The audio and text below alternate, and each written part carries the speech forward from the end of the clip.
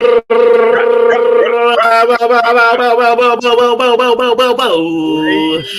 and gentlemen, welcome to the Top 4 podcast. I am your host for this evening, Oscar, and I'm joined by a very, very, very distinguished panel as always. I've got to my right, Robinho. 5 games? What does 5 games mean? Guys, to salvage this season, there's 5 games. 2 quarters, 2 semis, and a final in Bilbao. That is all I care about. It starts this Thursday, people. It is a do or die for this season. Wait. I don't care where we finish. I don't care how we finish. I need this team to fraud a Europa. It's all I need to happen. I want to be in the 13th position and say I've got Champions League football next season, because that's what we do. So that's what I want to hear. 5 games, people. 5 games.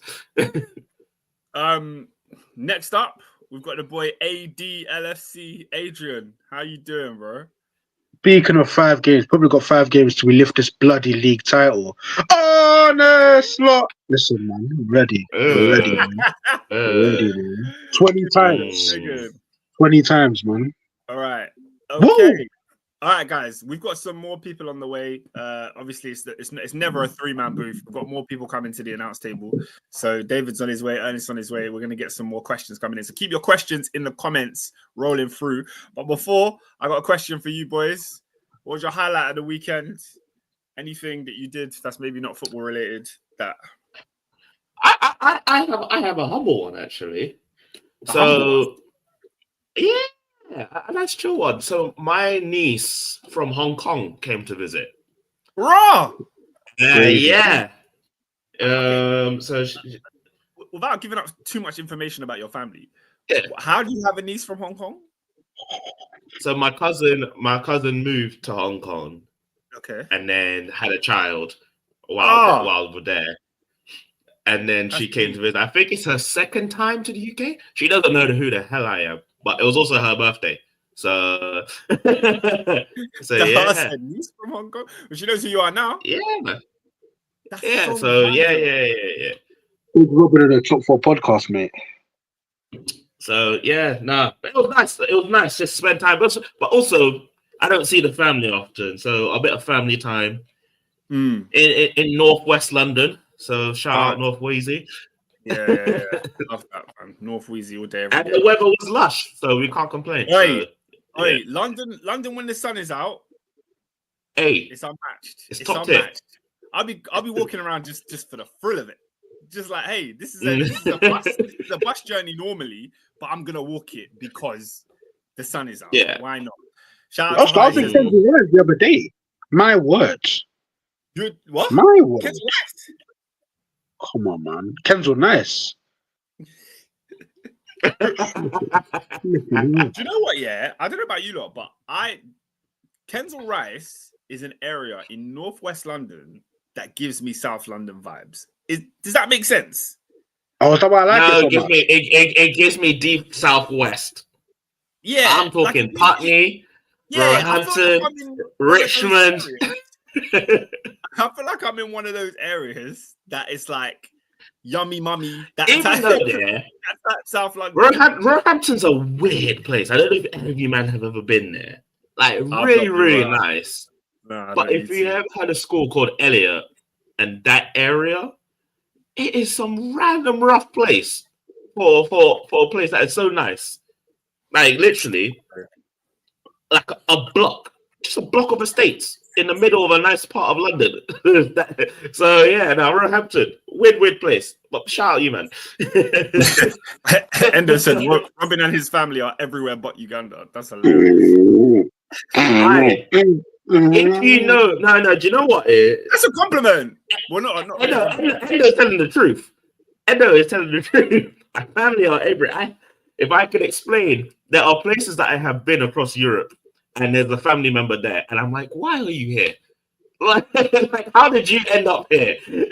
But yeah, it's just one of those ones, literally. Okay. Go on. Okay. Yeah. AD, what was your highlight of the weekend? Now, you know what? Just had a birthday, but I tell you what's the highlight of my weekend actually. Well, 1 week closer, 1 game week closer to Virgil van Dijk getting his hands on that beautiful, illustrious Premier League trophy and lifting it high aloft. That's it. No, That's you can't have that. No, you can't have that. You can't have that. You can't have this week. You can't have that. What? How can you say 1 game week closer when you literally went a game week back this weekend? Yeah. Closer. You literally delayed the time. We did what? You delayed. Your own time. You delayed. Fair enough. Yeah, You can't, yeah, you you're can't right. celebrate. You know, you're probably still going to the destination, but you can't celebrate when the bus driver stops. Yeah, so divergent. Man said I'm changing drivers. You know, buses only change drivers when I'm late. That's one thing I've clocked. When I'm early, the journey's smooth. When I'm late and I need to be somewhere, now you're changing drivers. What? Stopping at every stop. Now there's two buggies having an argument. What's going? Oh mate, it's mental, bro. Mental. Right, going on? Before we get into the comments, I'm gonna give you my highlight of the week. Do any of you guys watch Stranger Things? I don't watch TV, bro. Unfortunately. Yeah. I'm a sad man. I watch Stranger Things, but yeah. What do you mean, but yeah? Do you either watch it or you don't? No, I said yeah. I said you yeah. said I watch Stranger Things, but yeah. What? Do you not like it or what? No, nothing. No, fair enough. No, that was a great one. I was saying, but yeah. What are you saying? That's what I'm trying to say. My highlight of the week is I went to the live show. They have a live theatre show of Stranger Things where they have like a cast. It's like a play, basically. They have a cast that plays out like a different part of the story. But it was so sick. It was one of the sickest things I've seen in the theatre this year. Like it was elite. It was elite. Wow. So if you're Everything's on West End. Oh, okay. Yeah, so it's in Tottenham Court Road. If you're a fan of Stranger Things, I would recommend going. 100%. That's good. That ticket must have costed a pretty penny. I'm like, what's the ticket doing? It was 25. It was 25. 25? Yeah. Oh, okay. Yeah. That's what? Did you get like one of those websites? Or was that like face value? To be fair, I didn't get it. One of my friends got it and then asked me to pay them back. So I don't actually know how we got the ticket, but I think they're just normal at 25. It's because, brother, you know, sometimes you can get Lion King for like 37 quids, but you're standing behind the popcorn machine. It's all mad. It's all mad. Or you'll be behind the pole, or you'll be in the 18th floor. Mental. Yeah, I think London theatres are generally quite small, so most of the seats are good seats. Yeah. So really it depends. There are some places in Leicester Square where you're a bit too high and you can't see the front of the stage. So I've been to them theaters. So yeah. Yeah, I hear it, man. I hear it. Okay, lads, let's get into the comments because people have been leaving them, and it's time for Top 4 Podcast to really, really begin. Murad says, good evening to the greatest football podcast to air on a Monday night when my lawyers will be in touch regarding the misuse of copyrighted term champions elect. Listen, Murad. Champions elect is the team that is on their way, that is all but guaranteed to winning the Premier League title. You used it prematurely on more than one occasion. On more than one occasion. Fresh, Oscar. You used 3 times, by the way. 3 times. 3 times. Like Peter denied Jesus. 3 times. That's crazy. Bro, but remember the cockroach. Right, listen to this. Furthermore, Mirad, I want you to show me some damn respect. I want you to anoint me. What? I want you to anoint me as the champion elect right now. Wow. That's what I want from you. I'm the champ. Yes, show me some damn respect. I'm the champion elect. Me. You want Mirad to acknowledge you. Acknowledge me. Acknowledge me as your champion elect. You're damn right. What the hell's going on here? I can need some fugazi statement. Yeah, give me my flowers, man. Give it to me. Aye, winning the Prem makes you move mad. I love it. It does make you move mad. That's what you man are saying. You man are behaving yourself. Our prime topic tonight is going to be that one, so we're going to dive into that game soon. Murad says, highlight of the week, half-term holidays have begun. Big up all the half-termers. Although this year is a bit of a fast, though. I don't understand how they're having half-term, but Easter is at the end. Isn't Easter supposed to be in the middle of this half-term? Is it just me? No. It started this week. It's late, I know. I know, but why are they doing it early? Because Easter's kind of late. No. But but why is Easter late? That was my first question. What do you mean Easter's late? Easter is towards the end of April. What is happening here? Yeah. This year, mental. Even WrestleMania is late. Oh, man. I swear, my entire life, WrestleMania has never been the same day as Easter. It's never happened. How is it happening this year? Anyway, Murad says, question of the day, is Silvertown Tunnel the worst use of public funds today? So, I don't live on that side of London, innit? But I've heard they've announced a new tunnel, and it's causing... It's open. Okay, well, so what's going on? You Adrian? No. So they've been building this tunnel for time, yeah? Okay. Basically, it's another tunnel that starts at North Greenwich next to the Blackwall Tunnel. And instead of popping up on the other side towards Bowen, that side, it goes to Canning Town, Silvertown sides. Yeah. Now, the issue is that it has 2 lanes each side, and one of them is a bus lane. So essentially, there's 1 lane for cars and 1 lane for 1 bus, an express bus that goes back and forth, and that's it. 1 bus? So essentially, 1 bus that crosses what do that tunnel.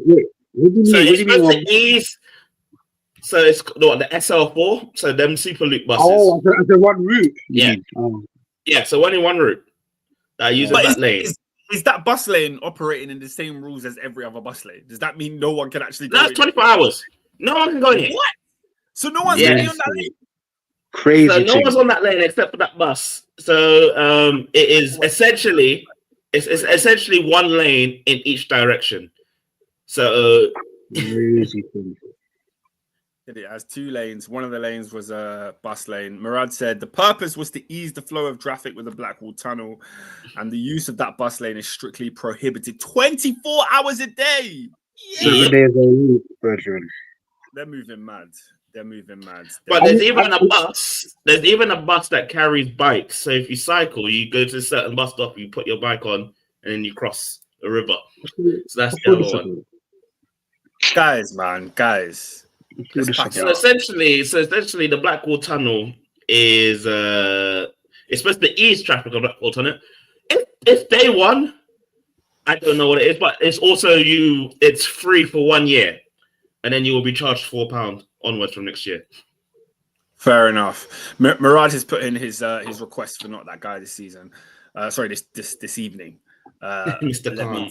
Let's go. We got another question just before we get into the football. Nat says, besides your club and the country of origin, if you could only own one other club and international kit, which one would it be? Inter Milan and international.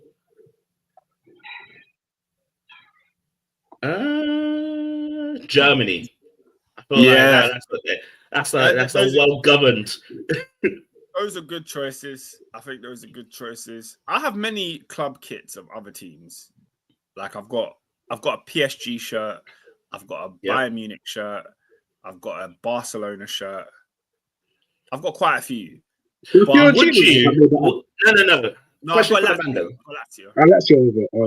Question for the Mandem. Would you buy another English kit? I'm not even saying Premier League. I'm saying any other English team. Yeah, I'd buy an English team. Yeah, Premier League probably not. Oh, you know what though? You know who's got delicious kits on the sly? Have we seen Fulham's away kits in the last couple of years? Yeah, I don't like them. I saw your tweet about this. You don't like 50-50. No. I'm not really with all that pink and purple stuff. I'm not really. The pink and purple I'm not feeling. The pink and purple I'm not feeling. Say that, but the Barcelona kit I have is the pink one. So yeah, it depends on the club still. Ignore me. Nat said personally he likes the Sweden away kit and the Leon third kit from 2020. 23. We love Sweden. Sweden's kit is always top tier because the blue and yellow can either be home or away. It depends how you do it.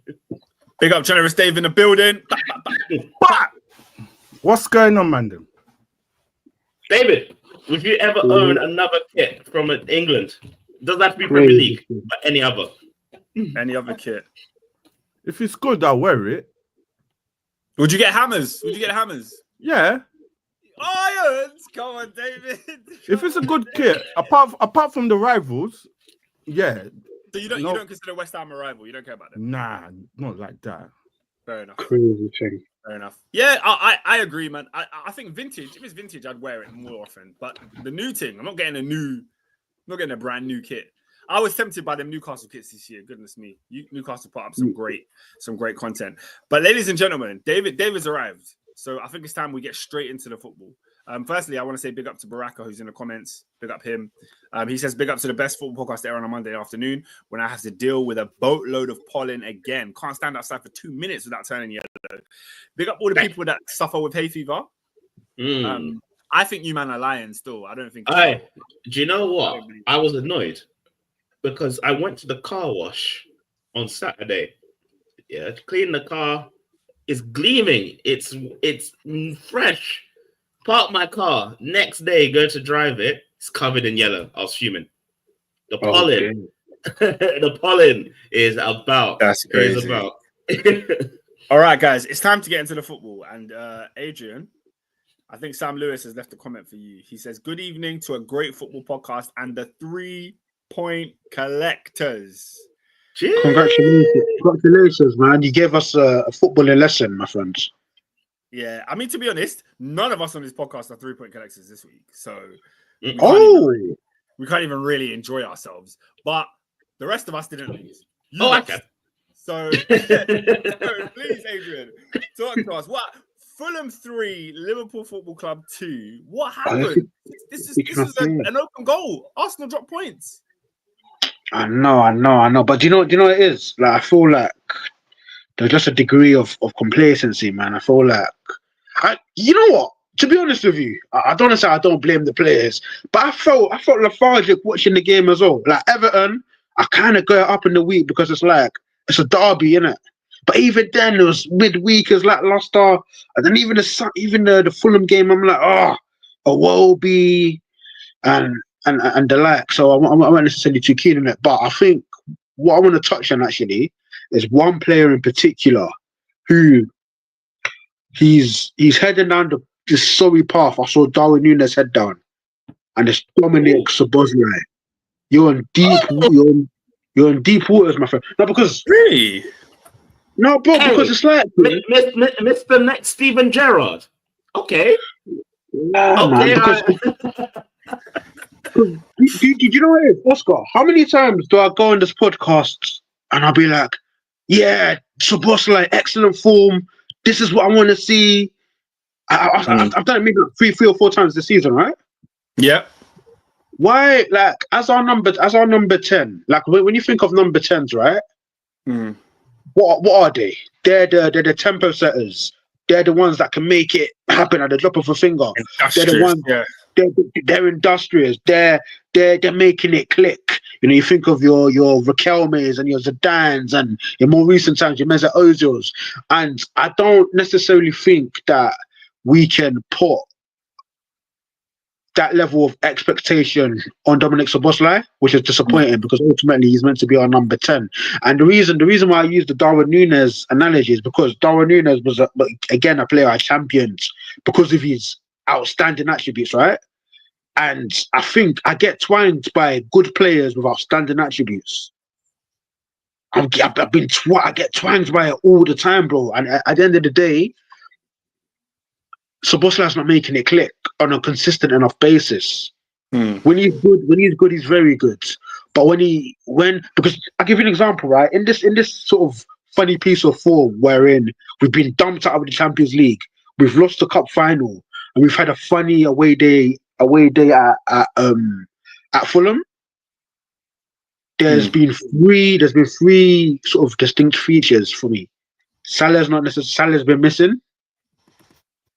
we're seeing what the absence of Trent Alexander-Arnold looks like, wherein ball progression has gone completely downhill. We're making chances, but not necessarily to the same degree as before. And then the third thing is, right, if those two things are, where the hell is my number 10? Where are you? Because Szoboszlai is going to give us in. I'll give you an example. Look at McAllister. Like McAllister grabbed the ball, poof, made something happen. So yeah, I think for me, Szoboszlai is going down a very, very slippery slope. Wherein, go on. Yeah, no, is your issue with Szoboszlai that he's not taking games? He's not taking games by the scruff of the neck. I hate to use the cliche terms, but he's not imposing himself enough on the game to make a statement that it's not happening without him. He kind of just keeps things ticking and then ends up in the right areas to make the final goal from occasions. But he's not building. Like McAllister took the ball from midway, won it, drives, busts a shot in the bottom corner or top corner rather, and he made something happen. He brought some action to the game. Are you saying that Szoboszlai's not doing that enough? Yeah, Oscar. I think that analysis is spot on. Yeah, I think it's almost like he's a passenger at times. Because don't get me wrong, he's had spells where he's been very, very important for us. But I think he's also equally had spells where he's been so passive. So yeah, as you were alluding to earlier, man, it's not even necessarily just moments of magic. Like, why are you not a consistent chance creator? Because I believe he's got in his locker where he can put the ball through the eye of a needle, or he can do the KDB thing where he's whipping balls into the corner of uncertainty. I just want to see more from it, because maybe I'm imagining his ability, but I think he's got it in his locker. But then again, part of me does feel harsh because of the way that he is used, wherein he's so industrious and he's covering so many blades of grass. Maybe it's a bit greedy of me to ask for that extra bit. I don't know, but he's got the quality. He's got the quality to do so. So I just want to see more from the guy personally. Adrian, can I just say, that era of midfielder is done. Oh, is that what it is?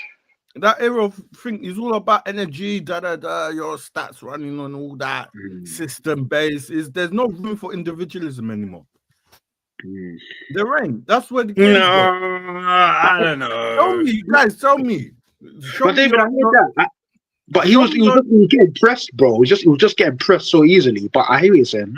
But tell me, where's our Cesc? Where's the last KDB? Yaya Toure burst in the gut. And bro, you don't see through balls anymore. He's got a point. I think we are. How can I put this? I think you're right in the sense that the old school midfielders are slightly different nowadays, and obviously we're going to talk about KDB a lot later. But there are still midfielders where, on their day, they are taking action and making themselves effective. For example, a player like Odegaard, he's off form right now. But when he's on form, you give him the ball, he will create something. He will force something. Same with like Enzo Fernandez on a good day. When he has the ball, you can hope for magic. Like he can pick a through ball, he can drive something, he can pick out a shot. I think that's what Adrian wants from Szoboszlai, and he's not getting it. Precisely, because I think he's capable, more than capable. Because we've seen him do it. Lampard, it was never on a good day. Gerrard never wasn't on a good day. It was every game, bruv. Them man. Yeah, exactly. We're allowing today's midfielders to get away with murder. Exactly. Nah. Midfielders are meant to midfield, and we're not seeing it. Yeah, I think I agree. That era is gone. KDB is the last of a dying breed. He's done. He's continued. Mate, that's it. He's the last. The place by the factory now. It's like that block of high rises. Bro. Mental. Guys, show me the next one. Show me your Pirlos and just see. I don't want to hear Pirlos. But show me. Because we got Pirlos. We got Pirlos. Well, I don't yeah, we got your Waters. What I'm saying is when I say we got Pirlos, I'm not saying we got a bag of players that are as good as Pirlo. What I mean is, like, you can't look at Pirlo's whole career was not a world-class career. Yeah, he was world-class at a certain part in his career. So yeah, like it's hard to look at the Premier League as a snapshot and go. So, for example, now you can look at the Premier League right now. Yeah, there's probably some top midfielders, some average midfielders, and some on their way. But the ones that are on their way, by the time their career's over, we'll look back at this time and be like, oh my gosh, this, in 2025, we had Adam Wharton, we had Kobe Mainu, we had Caicedo, we had all these midfielders. You know what I'm saying? So I think when you're looking at things in real time, it's very easy to be like, they're mid because we're not seeing it every week. But let's be real. We're talking about Lampard and Gerrard. We watched these guys get bounced out of every English tournament there was, playing average. So it's not like they were on their form every single week.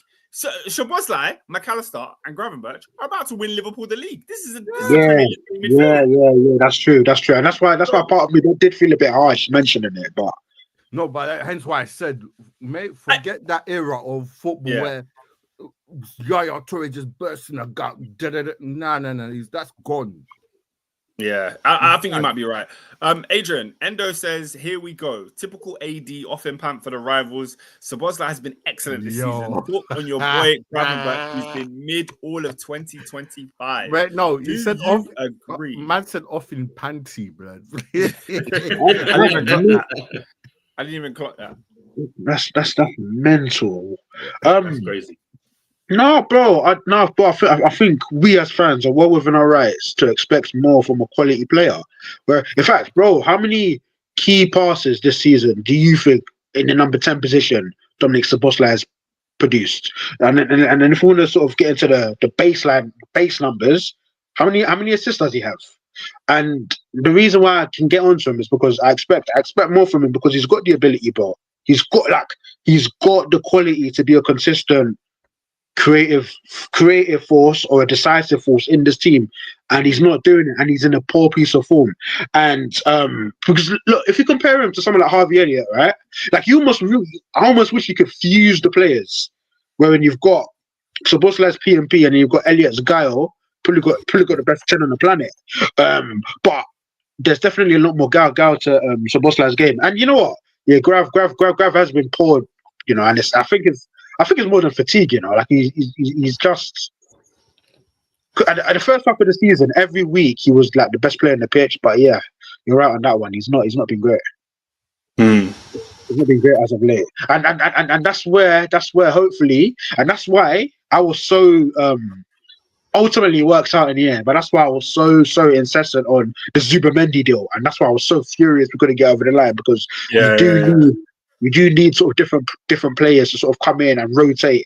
And Endo's obviously not what Arne Slot wants. So hopefully, because I don't see us going out, because we've got a lot of work to do in the summer, so I don't necessarily see us going out and spending big on a number 6. So hopefully Bajatic can come in and add something in you better go and buy a 6. You better go. You just about Bajatic coming back from home. Come on, man. No. Obviously, it's not ideal, but I think if I give you a breakdown of what Liverpool could potentially need, I'll start saying stuff like you need 1 right back, 2 left backs, a number 6, a number 10, a striker, a left. Like, you can't do it all in the window. So I think we need to obviously address the absolute necessities. And then I think some stuff we're just gonna have to patch over, unfortunately. And I think profile wise, I think Badger ticks a lot of the boxes that Arne Slot wants. And ultimately, it's because Gravenberch has been exceptional this season. He's just having a funny period. So if you can have something like for like that Slot can trust to a degree to sort of take some minutes off of him and keep him fresher, then I think we escape a lot of problems. Another point from Endo. Do you agree with him where he says poor squad utilization in 2025 from Slot is what's caused your poor performances? Well, yeah, I sort of alluded to it on the Bajatic Gravenberch point. I do think that I'll use that sort of as a case in point. If I'm not mistaken, Ryan Gravenberch has played every single Premier League game this season. Well, if I'm not mistaken, Ryan Gravenberch has played every Premier League and Champions League game this season.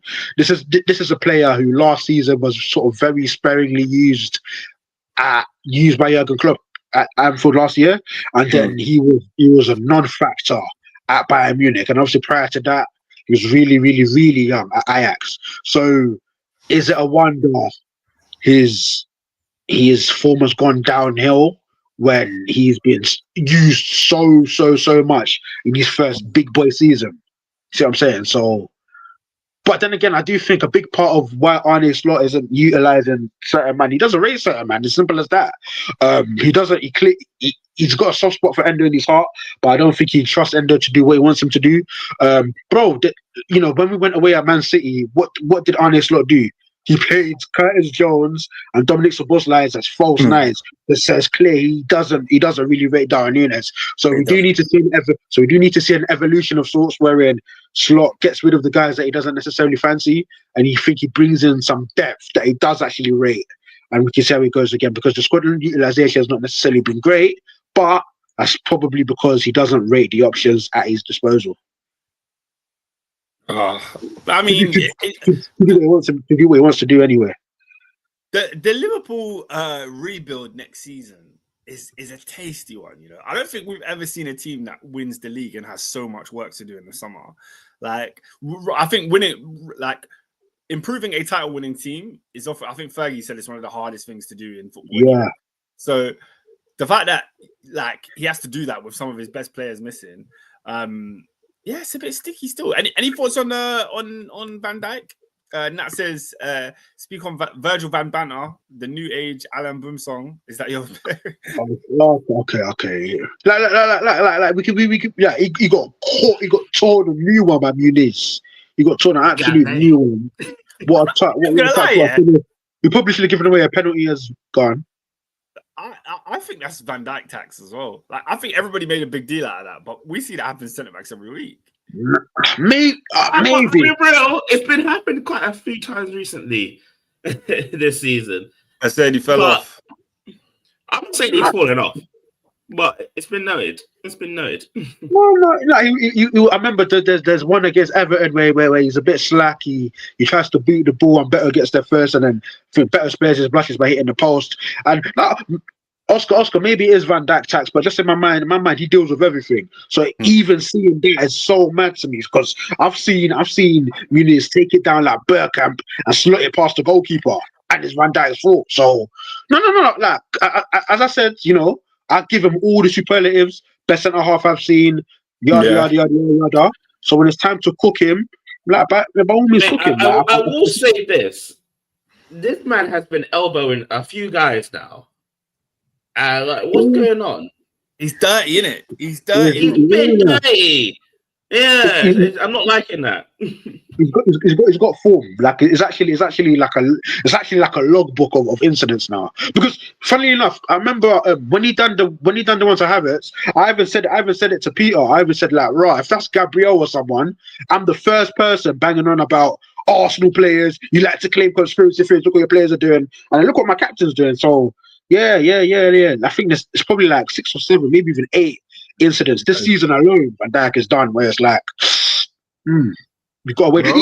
Even against Fulham, he may have on another day given away a penalty against Muniz. So yeah, I thought it was. I was like, not a pen. But let's talk about the referees, the bell. Guys, I will drop kick Gabriel and put Van Dijk in my defense, bruv. Okay. I don't give a damn.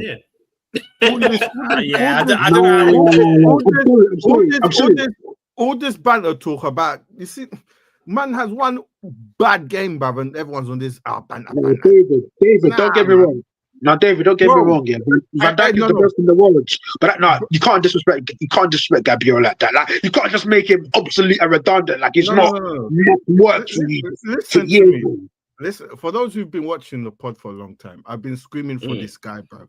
Since Celtic. I get it. But he has been. I just found that a bit distasteful. But Gabriel and have Saliba and Van Dijk. 3-0 at the King Power. 3-0 at the King Power. Harvey, Barnes, whatever his name is, just scored. Leicester, get out of here. Wait. What game is on? I can't lie to you. I did not know football was on. Leicester, Monday Night Football, Leicester Newcastle. Murphy scored 2. Murphy scored 2, and Newcastle winning. Harvey Barnes has just scored. Big up Jacob Murphy, man. Because that's a player I was so indifferent to, and he's done the business this season. He's done his thing this season, because I thought he was just any average Premier League player, but he's done his thing. Yeah. In all honesty, he probably still is, but he's just performed really, really well, isn't it? You see, hey, put Nathaniel's comment, the one after the PGMO. You see this comment. See this comment right here, yeah. Mm-hmm. This just typifies Arsenal fans, bruv. Me, I'm about winning. You can like a player. I'm about winning. I will drop kick any man to see a Premier League title in my life. No, I hear the point, but Gabriel's close, man. Like you're talking like he's Rob Holding or something. I don't give a damn. No, but I think it's just like I don't give a monkeys, bro. All the Arsenal players that are not good enough to get you over the line, I think Gabriel is harsh, and it feels harsh. I don't give a damn. So, David, I put it to you like this: the difference between Arsenal being successful or not, it's not improving that defense. That's for damn sure. Like whether Van Dijk or no Van Dijk, your situation is going to be largely the same. You need strikers, bro. Well, let's talk. Yeah. Do you think if Van Dijk's in our defense, that performance at Newcastle happens both games? Yeah, potentially. Yeah. Potentially, I won't lie to you. I'm talking about. I don't blame the defense alone. I'm talking about leadership at the back. Hey, you've got the best. You could probably got the best defense in Europe, bro. Like, it's not the defense issue. Didn't Van Dijk get touched in December? Pause, Andy. Andy's loaded in the dark. Andy's just loaded. Welcome to the podcast. If you man didn't know, there's only one team in Premier League football I despise, and that's the people that have matched our flipping title numbers. Yeah, I respect them. I don't like them. I hate them. So I respect them, but I hate them. Any Liverpool critic, I'm there. I know, Ernest. I know that's your rival right there. For me, I'm trying to see a title in it. I said, I will drop kick Gabriel for Van Dijk. Bro. No, I heard that part. I think Gabriel's your best defender. That's what I was thinking. I was thinking. Arsenal have conceded less goals than Liverpool this season. I don't give a damn. Nah, David, you know where's it got me? Where's it got me? Where has it got me? David, you have to be measured. Guys, who's what trophy am I lifting this season? Point to point. Tell me what title am I winning? No. You could be winning the big one. Okay. David, let me ask Real Madrid. David, let me ask you this question: are you not winning the league because of Gabriel?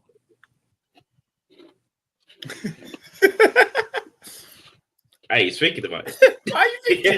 You know how many points the guys won you? I'm not saying that. Guys, I'm not saying that, but I didn't say. First of all, I didn't say Gabriel's trash. I said I will. He did add. I will give up. Please, Saliba, Van Dijk, let's go, bro. Yeah. There's a saying. I don't know if you've heard it. It's called "Don't throw the baby out with the bath water." Yeah. And there's a couple of things that Arsenal can throw out. For winning, I'll do. Bro, they will fill up the whole bathtub. To win, right. I will do anything. But sorry for digressing, please. Yeah, but we spoke a lot about Liverpool. Any thoughts on Fulham? Obviously, they're on their European football charge. Sam was complaining last week that they bottled the FA Cup. I called him out. I said, listen, last week you were telling me manager out, right here. This week you're saying 3 points. I said, are you in or you out? Yeah, he has every right. He has every right. It's not, guys, Fulham are 8th in the league. After being 8th in the league. You can get Europa. Yeah, but you realize if you win the FA Cup, you could have got Europa as well. So no. But guys, no. But if what Sam is saying is true, I'm sorry. Like, canning the FA Cup or playing a week inside of the FA Cup when you've got a semi-final on the line, it's unforgivable. It is. It's ridiculous. It is. Yeah, Sam wanted to be at Wembley, isn't it? But apparently ESR is cooked though. Like man is saying ESR has declined physically. Yeah, mean that's another podcast. We can talk about that later. But other than that, yeah, big up Fulham. Telling Liverpool wagwan. This is the only game. It's the only game where Mo Salah has not had any shots this season. It's both against Fulham home and away. So there we go. Oh, Fulham's. You know, Salah. I'm gonna attribute it to fasting, but yeah, Salah's had quite a few of these games. I think in a couple. He was last week, my friend. It's over. Yo, that is a crazy excuse, bro. Hey, that's mad. No, but guys, that's not a crazy excuse. If a man, hold on. If a man's been shelling all year, relentlessly pamming everybody that comes to his table, and then the period his form dips down is when he's not eating or drinking water. Nah, Adrian, we're doing too much, man. Yeah, you're moving mad. We're doing too much, man. Eid was last week, man. He's not the only Muslim man in Liverpool. No, fair. If Eid was last week, Eid was last week. I'm just saying, like, Adrian, we're doing too much, man. Adrian, we're I'm corrected. It's just been crap. That is so funny. That is crazy. Final point on this game. Sam says we are just not consistent. We can perform like that one day and then get beat 3-0 at home by Palace. I mean, it's unfortunate, but Fulham have a really good team. Like, they're a good side to watch this season. Unfortunately for you, that doesn't always result in a European place. So that form has to keep up. It could this year. It could this year. It could. I can't rule it out. It could. It definitely could. But there's a crop of like four of those teams where they're Bournemouth, Brighton, obviously Fulham, Newcastle. Yeah, so there's a crop of those teams that are nice, but they cancel each other out to a degree. Okay, shall we move on to the Super Sunday? Was anything but sleeper? What? Shall we move on to the Sunday? Whoa. Can we first Saturday lunchtime? Can we get that out of the way, please? Oh, you want to get it out of the way? Get that out of the way, man. Should we let him get out of the way? Yeah. Let's get it out of the way, man. Everton versus Arsenal. I think there's less to talk about in this game than the derby, mate. You know, honestly, we're giving nobody flowers here. Nobody deserves it. Listen. Yeah, Arsenal's final trip to Goodison Park. What did you make of it, David? 12:30 kickoff. I told you on Monday what was going to happen last week. 12:30 on a Saturday is no good. It was not going to end well for us. But referees didn't help as well. So, but I'm not taking anything away from the performance. It was shocking. What else is there today? On to Real Madrid. I think the worst part about Arsenal's performance is that it like you're starting a team with like Sterling, Trossard, no recognized striker, Odegaard not on the pitch. Like, it just feels like you're defeated before a ball has been kicked. Like, it feels like you're going to lack what you need to get over the line. I have two questions, really. Go on. Are you man just literally now just doing all gung-ho in the UCL, which I understand? We are not winning, Jackal. Do you not? Let me tell you what's going to happen on Thing, yeah? Tomorrow night. They're going to play the ball down the channels, mate. Kivior, they're going to target him. That's where the goal's going to come from. And Mbappe's not going to see Saliba. He's not, I'll ban this one. I can't touch that one. Timber and Skelly. But they're going to target Thing. Watch. That's where the goal's coming from. Number two. Why, once again, we have to look at the keeper. Why is he diving so early? Guys, oh my, I was livid. What's the station in Liverpool? Lime Street. Lime Street. My guy wanted his early train, bro. Guys, I'm not gonna lie. I saw these tweets and I thought it was a bit harsh. Like, he goes like a second before, but he's by the post. He's at the far post before the ball. He's far. Guys. I saw people on Twitter. Yeah, they were posting memes. They were posting pictures of Ndai is nowhere near the ball, and Raya's already in the corner. And I'm like, this can't be real. This can't be true. So then I watched the actual clip again, And like he goes like a little bit early, but it's not as exaggerated as everyone is saying. A little. I think Arsenal fans are just annoyed because of the debacle that happened when they played Man United in done the the FA Cup. same thing. And he just missed all the. Yeah, it's bad. Ryan's bad at penalties. I think we've learned that. I think My God. Because he saved one earlier this season, so it's interesting. Yeah, In the Champions League. he bought a ticket early, but look. Okay, before we get onto that, Miles Lewis Skelly, was that a penalty or not? Because I thought that was a bit harsh. The referees are fast. The referees are fast, mate. We got Tarkowski not getting a red card. What happened the next day? Who was it? The referee in this country is just a joke, bro. They all need to go in the bin. I've had enough of this. So, guys, you see, in the case of Miles Lewis Skelly, Yeah. Let me not say no. I could say racial. Like, do you think like there's a degree of racial profiling that's going in? Because some of the decisions that goes against him in particular, I don't want to say it feels personal, but it's almost like, you're confident, you're braggadocious, whatever it is. Look, it's not because some of the stuff that's gone against them, like objectively, I look at it and it's like it's only two things. What stuff went against him? So obviously the Wolves thing.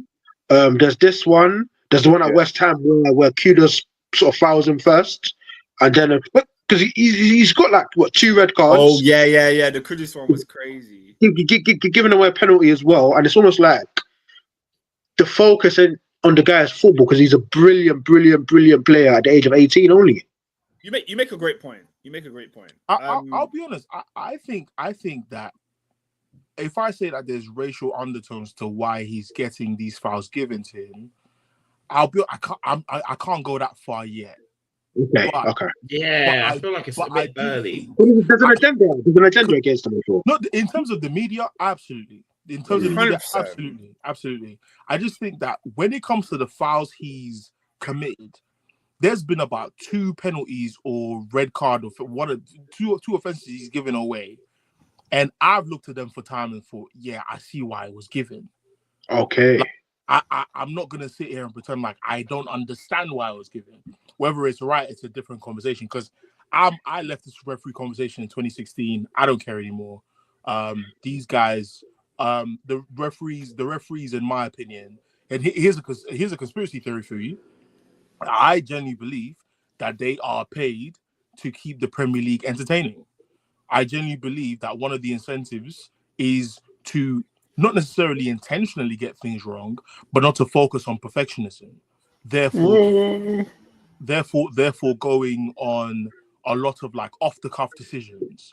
And I think the Premier League know the outrage. They know what's going to happen after certain things get given. They know the inconsistencies. They know that at least one fan in every 10 miles of England can give you a dossier of the nonsense that has occurred for the last 100 and against their team. Do you know what I mean? So ultimately, I don't think it's far from me to speak and say that the Premier League are deliberately allowing this. Because if you tell me that people can, like, one of the ones that I think angered me after a long time of not being angry was West Ham versus Chelsea when Souček touches the ball in the box. He saved it. And he saved it. And it was the cheeky interview he gave after the game. I was like, if I'm a Chelsea fan, I want to slap this guy's face because I'm like, it's not even him. It's not even his fault. It's just the referee has allowed the incident to occur. So I think that ultimately, going back to Lewis Skelly, I think real talk. I was like, bro, what? SW6 said that was the day I was done. No, it was a brilliant save. Boy, do you know what I mean? And then you have incidents like, again, the one that went in Chelsea's favour when Neil Warnock goes to the referees and stares at them for 10 minutes. That's what I was doing. Yeah, that was fantastic. Like miles on That's what I was doing. Yeah. And I'm like, but even that one was before VAR. So it was no, of course. But my point is that like referees are they are enabled to carry on. United. David Cook came out and told us he was gay. Why do you Like, do that? No, bro. You know what I think.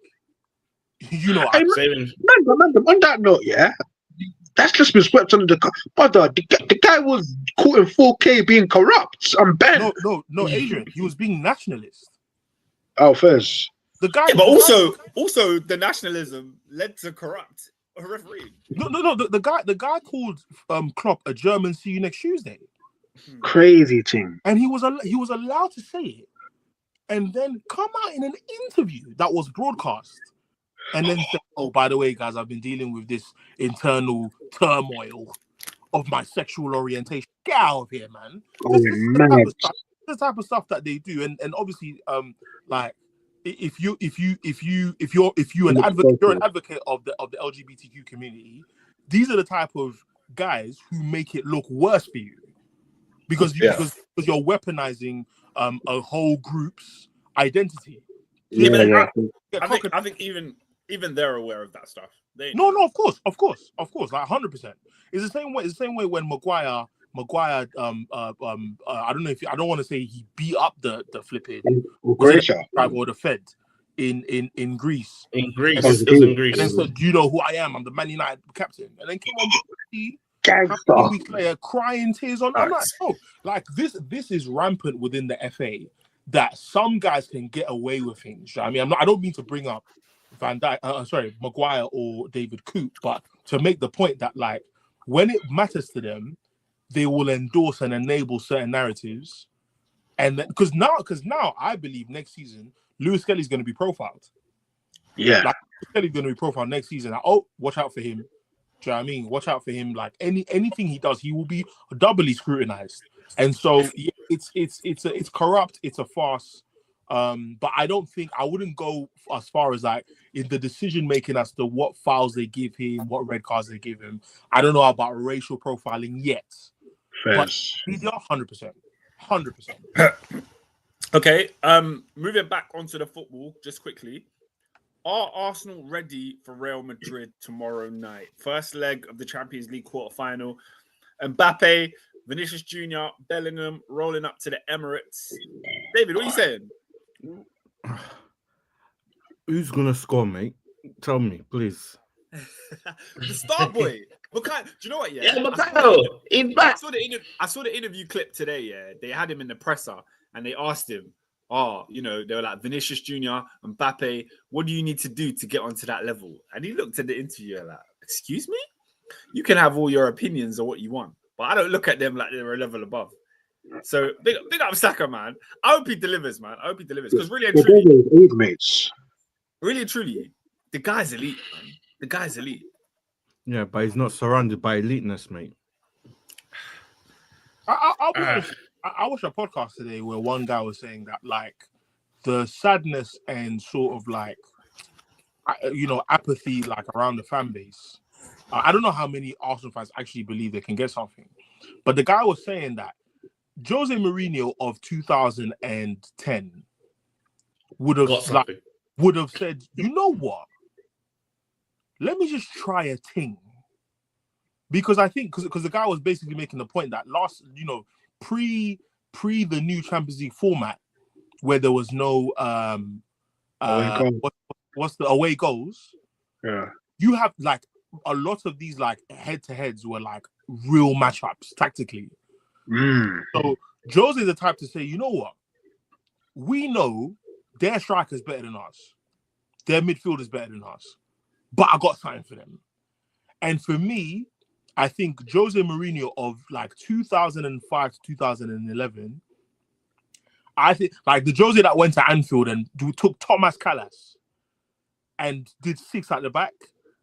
I think in a game like tomorrow, Saka is the lone forward, and he just says, "The rest of you, 2, 3, 5 banks of 4, we're going to." Bellingham ain't getting a sniff. All the tactical fouls that Inter Milan used to do, slowing the game down, supreme dark arts. Do you know what I mean? But I don't know if Arteta's got it in him. I think he does because I think Arsenal are probably one of the best well-coached defenses in Europe. I think it's just a massive shame that Gabriel's done his hammy. because he's obviously a central part to that. I'll Kyrgios, be honest with you, Adrian. Yeah, I think with Arteta tactically, I think he's mastered the Prem. Yeah, of course. I think when it comes to European sides who ain't playing like Pep. Yeah, it's a new thing still. Yeah. Because I'm not gonna lie to you guys. Yeah, Valverde, Bellingham, and if they play Modric, is going to be a clinic in midfield. It's wrong, isn't it? It's going to it's funny you say that because I think but this is what I love about football and I love this. Because last year against Bayern Munich, that was an opportunity that Arsenal probably should have had where they could have gone further, and not necessarily never necessarily took the game to them. So it's interesting to see as you're sort of saying, can he channel that inner Jose Mourinho and do the business this year? Because you know, sorry, David, go on. I was just about to say, you see Champions League, there are moments. Yeah. There was that game at Bayern away at Allianz. I don't know who missed the sitter. Was it Martinelli did hit? And then we went and they scored 1-0, game done. Yeah, exactly. Madrid, these man, elite, when they get their chance, is in the back of the net, bro. I know Saka can do it, but where's the rest? No, but this is what I was trying to say. You have to get a result tomorrow to have any chance. Because I said second leg at the Bernabeu. When you go to the Santiago, it's a long day. It's a long day. And if Real Madrid are still in the game, that envelope is being passed some way, somehow. because like Oscar says, like every year, you lot could probably palm them between the 18-yard boxes. It's just up here. Somehow. I think he says somehow. No, I think if Arsenal had their full team and the Emirates, the way Arsenal fans are tweeting and talking about this game, it's like the biggest game of their lives. Like, it is though. For somebody who's mad, it is. Now, Oscar, this is my thing. I thought it was the semis, the way they were going on. I was like, Oscar, this is when iron the sharpening iron. This is when it's like, talk. You are at the quarterfinals of the Champions League. Can we go to Nathaniel's comment? The quarters ain't really, Can we go to his comment? The second one. Who's Nathaniel? We won at the Bernabeu. And who was in that team, please? Who was in that team? I saw a comment. He's a billionaire now. We're unbeaten at the Bernabeu. I said, yeah, you love him. I look at these man here. Who was playing up front? Who was playing up front? Look, people took and I'm getting upset, bro. We're the best striker in our history. Look at you talking nonsense. Get him out of here, man. But I think it's going to be about what Ernest was saying about how Arsenal just needs to make a game plan, sit tight, defend, break with Saka, and the crowd needs to be 10 out of 10. And I think you can get a result tomorrow. My issue is at the Bernabeu, like you said, David, it's going to be moments, and those moments are going to fall to Vinicius or Mbappe, and they're just going to kill the game off. They don't need. They don't need. Antonio Rudiger. Luka Modric. They don't you can name the whole 11. They don't need to dominate the game. They don't need to dominate possession. They don't need to play better on Opta stats. They just need to kill you in the final third. And that's what Madrid do. So, David, I know you're one of the most pessimistic Arsenal fans, but I guarantee you at some point in this tie, they're going to give you so much hope and then they're going to take it away from you. No, but that's what I'm saying. That's what I'm saying. I know how this story ends. No, but that's how they get you. That's how they get you. They'll say you hope, and then Mbappe and Vinicius come and just. Yeah, man. The Emirates is going to be rocking tomorrow. For those asking about Peter, yes, Peter is at the live training at the Emirates, but the bloody, what are they called? The Real Madrid players are training over there, so that's why Peter's not on the pod tonight. He said, we will start hard and fast tomorrow. As long as we keep our structure, we should get a result in this game. And I actually agree. I think at the Emirates, bro, you guys score goals. Like I need when the chance comes, presents itself, I need the ball in the back of the net. Who is going to do that? Yeah, man. My prediction is Arsenal. It'll be 1-1. A goal from Saka, Starboy, obviously, and then the goal by Real Madrid will be a penalty given away by Miles Lewis Skelly. What are your predictions? You're mean. You're very mean. You need to stop that. Peter says Saka Marino 2-1 Arsenal. Endo says 2-1 2-0 Real Madrid. But that's not enough, you know. You need a 3-goal cushion. I can't lie. Robin, it's never enough. Yeah. 2-1 is not enough. It's never enough. They could be 4-0 up. It's not enough. It's not enough. I'm telling you, an envelope is going to be passed. I will be down to 10 men in 1 minute. You just like seriously. I think it's a 3-1 Madrid game tomorrow. Oh my word! There's no point flying to Madrid then. There is zero point flying to Madrid. I think it's a 2-goal deficit tomorrow. Wow. I don't even. I'm so sorry. No, because it's not even an Arsenal thing. I have seen this team get panned, and they find a way. I've seen this team get. I saw RB Leipzig at the Santiago Bernabeu. I saw Madrid get spanked. Yeah, and they won. So it's not even an Arsenal thing. I've seen Liverpool in the final. I saw Naby Keita hit. Did he hit the post or the bar? One of them. No. Naby Keita scored a conversion. Liverpool did a madness in that game, and then all it took was a cross that started from the whole back four. It started from Robertson. Van Dijk stuck his leg out. Nothing happened, and then Trent just misses Vinny. 1-0 Madrid. That's all it was.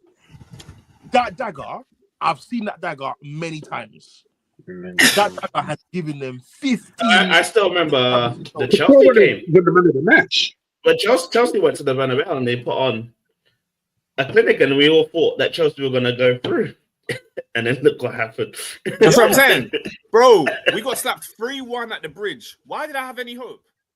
Why? Because we could always give you hope. They always make you believe. Always make you believe. Always make you believe. Yeah, for the drama, we need an Arsenal win. Nat says, I know Madrid was fake in 2022 when they beat City. Only Jehovah could explain how they scored that late. Oh my goodness. Yeah. All right. So yeah, we'll be back next week to discuss this game. I'm sure it's going to be a mad one. Oh, God willing, P is going to be here. Yes. He will be here next week. He'll be here next week. Don't you worry. All right, let's move on to something a little less exciting. Manchester United hosted Manchester City in the board draw of the Cinch Super Sunday. Does anybody have anything to say about the game? It's a rinse and repeat once again. We played well. We have no striker or anyone to put the ball in the back of the net. You think striker's the biggest issue from yesterday's performance? 100%. Did you see the Garnacho chance? I don't know if you watched the game. Yeah, I watched the highlights. I watched Match of the Day. So yeah, I saw. Rasmus, like I said, I'm done with him. We played better with Mount and Xerxes when they came on, and they came on a bit too late, in my opinion. Other than that, City didn't offer much. I don't know if that's a lack of Erling Haaland, because they did have chances, but hey-ho, it was a nothing game. I read the stats of the game after it was done, and I think they had about 5 or 6 shots on target. We had about 2 or 3, but we had about 5 off target. So if you watch the game, all I saw was City. I saw City versus Onana a couple times. I saw Marmoush. Was it Foden that had a chance as well? I'm not too sure. And then I saw us getting the lion's share of like the clear cut. We are 1v1 with the last defender or their goalkeeper. And I'm not sorry to say this at all. In fact, I delight in criticizing this player. I do not want to see Garnacho in this club ever again. I'm tired. I'm tired of watching this guy I've said it from I don't know what game. My tweets I think go back to like 2023, 2024. He is whack. He is correct. I'm so sorry. And man were asking me, man were telling me in the midweek, oh, Elanga. Oh, do you guys miss Elanga? Oh, no. Oh, yeah. He scored another goal against you. Okay, cool. None of you want to sign Elanga. None of you want Elanga in your team. Why? Because you know exactly what we do. Apart from Sancho and Scott McTominay, nobody went to high-profile clubs. And the clubs that they're at, the pressure that they're on is mid at best. So I don't care about none of these guys who leave us and quote-unquote thrive, from what I've been told. Because when they're not scoring, I don't hear their names anymore from anybody. So Garnacho, I'm so sorry. Join the crew. Go be Scott McTominay in Napoli. Go do your thing at Chelsea. I don't give a damn. They're crap. They are absolute garbage.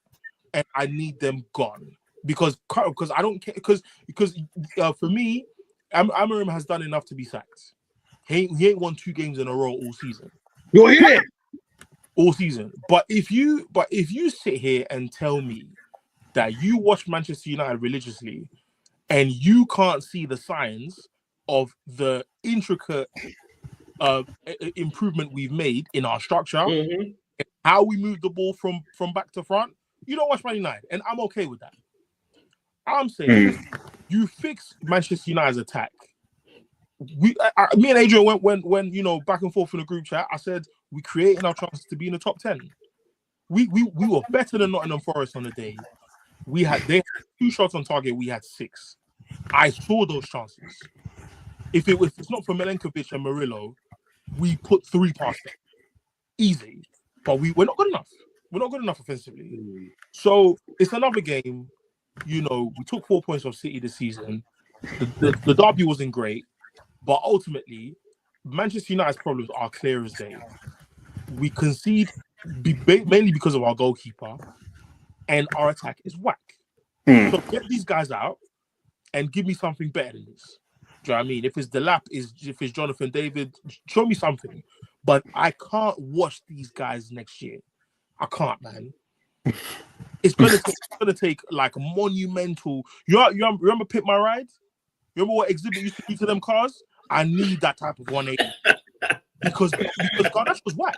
When the brother came to Old Trafford telling him, Ghana, you have to improve your force touch, you have to improve your passing, you have to improve. And the guy said, yeah, but do you want to be part of the team then? And he hasn't improved since. He has not improved since. And the thing is, your manager came before the Manchester derby and said exactly what you need to improve on, which is the same thing the guy outside the stadium was saying. He's whack. Get him out. I don't care how good he plays. Again, I don't give a damn if you go to Betis and score 60 goals. I don't care. I don't care if he scores 100 goals. He's whack. Get him out. Get him out, man. He's whack. 60 goals. That's what I'm going to say. Yeah. Okay. Okay. That's really. I mean, that's fair. Like, how do you guys feel about Yoro and what's the new kid, Dorgu? Are they people you want to take with you to the future? Oh yeah, Yoro. I need to see play more left centre back. He said he prefers it, and I think he was okay. I think he did enough. He played there on Sunday, right? He played on Sunday. Yeah. Left. The Dorgu's doing his thing. Yoro's doing his thing. I don't have any problems with them, if I'm very honest.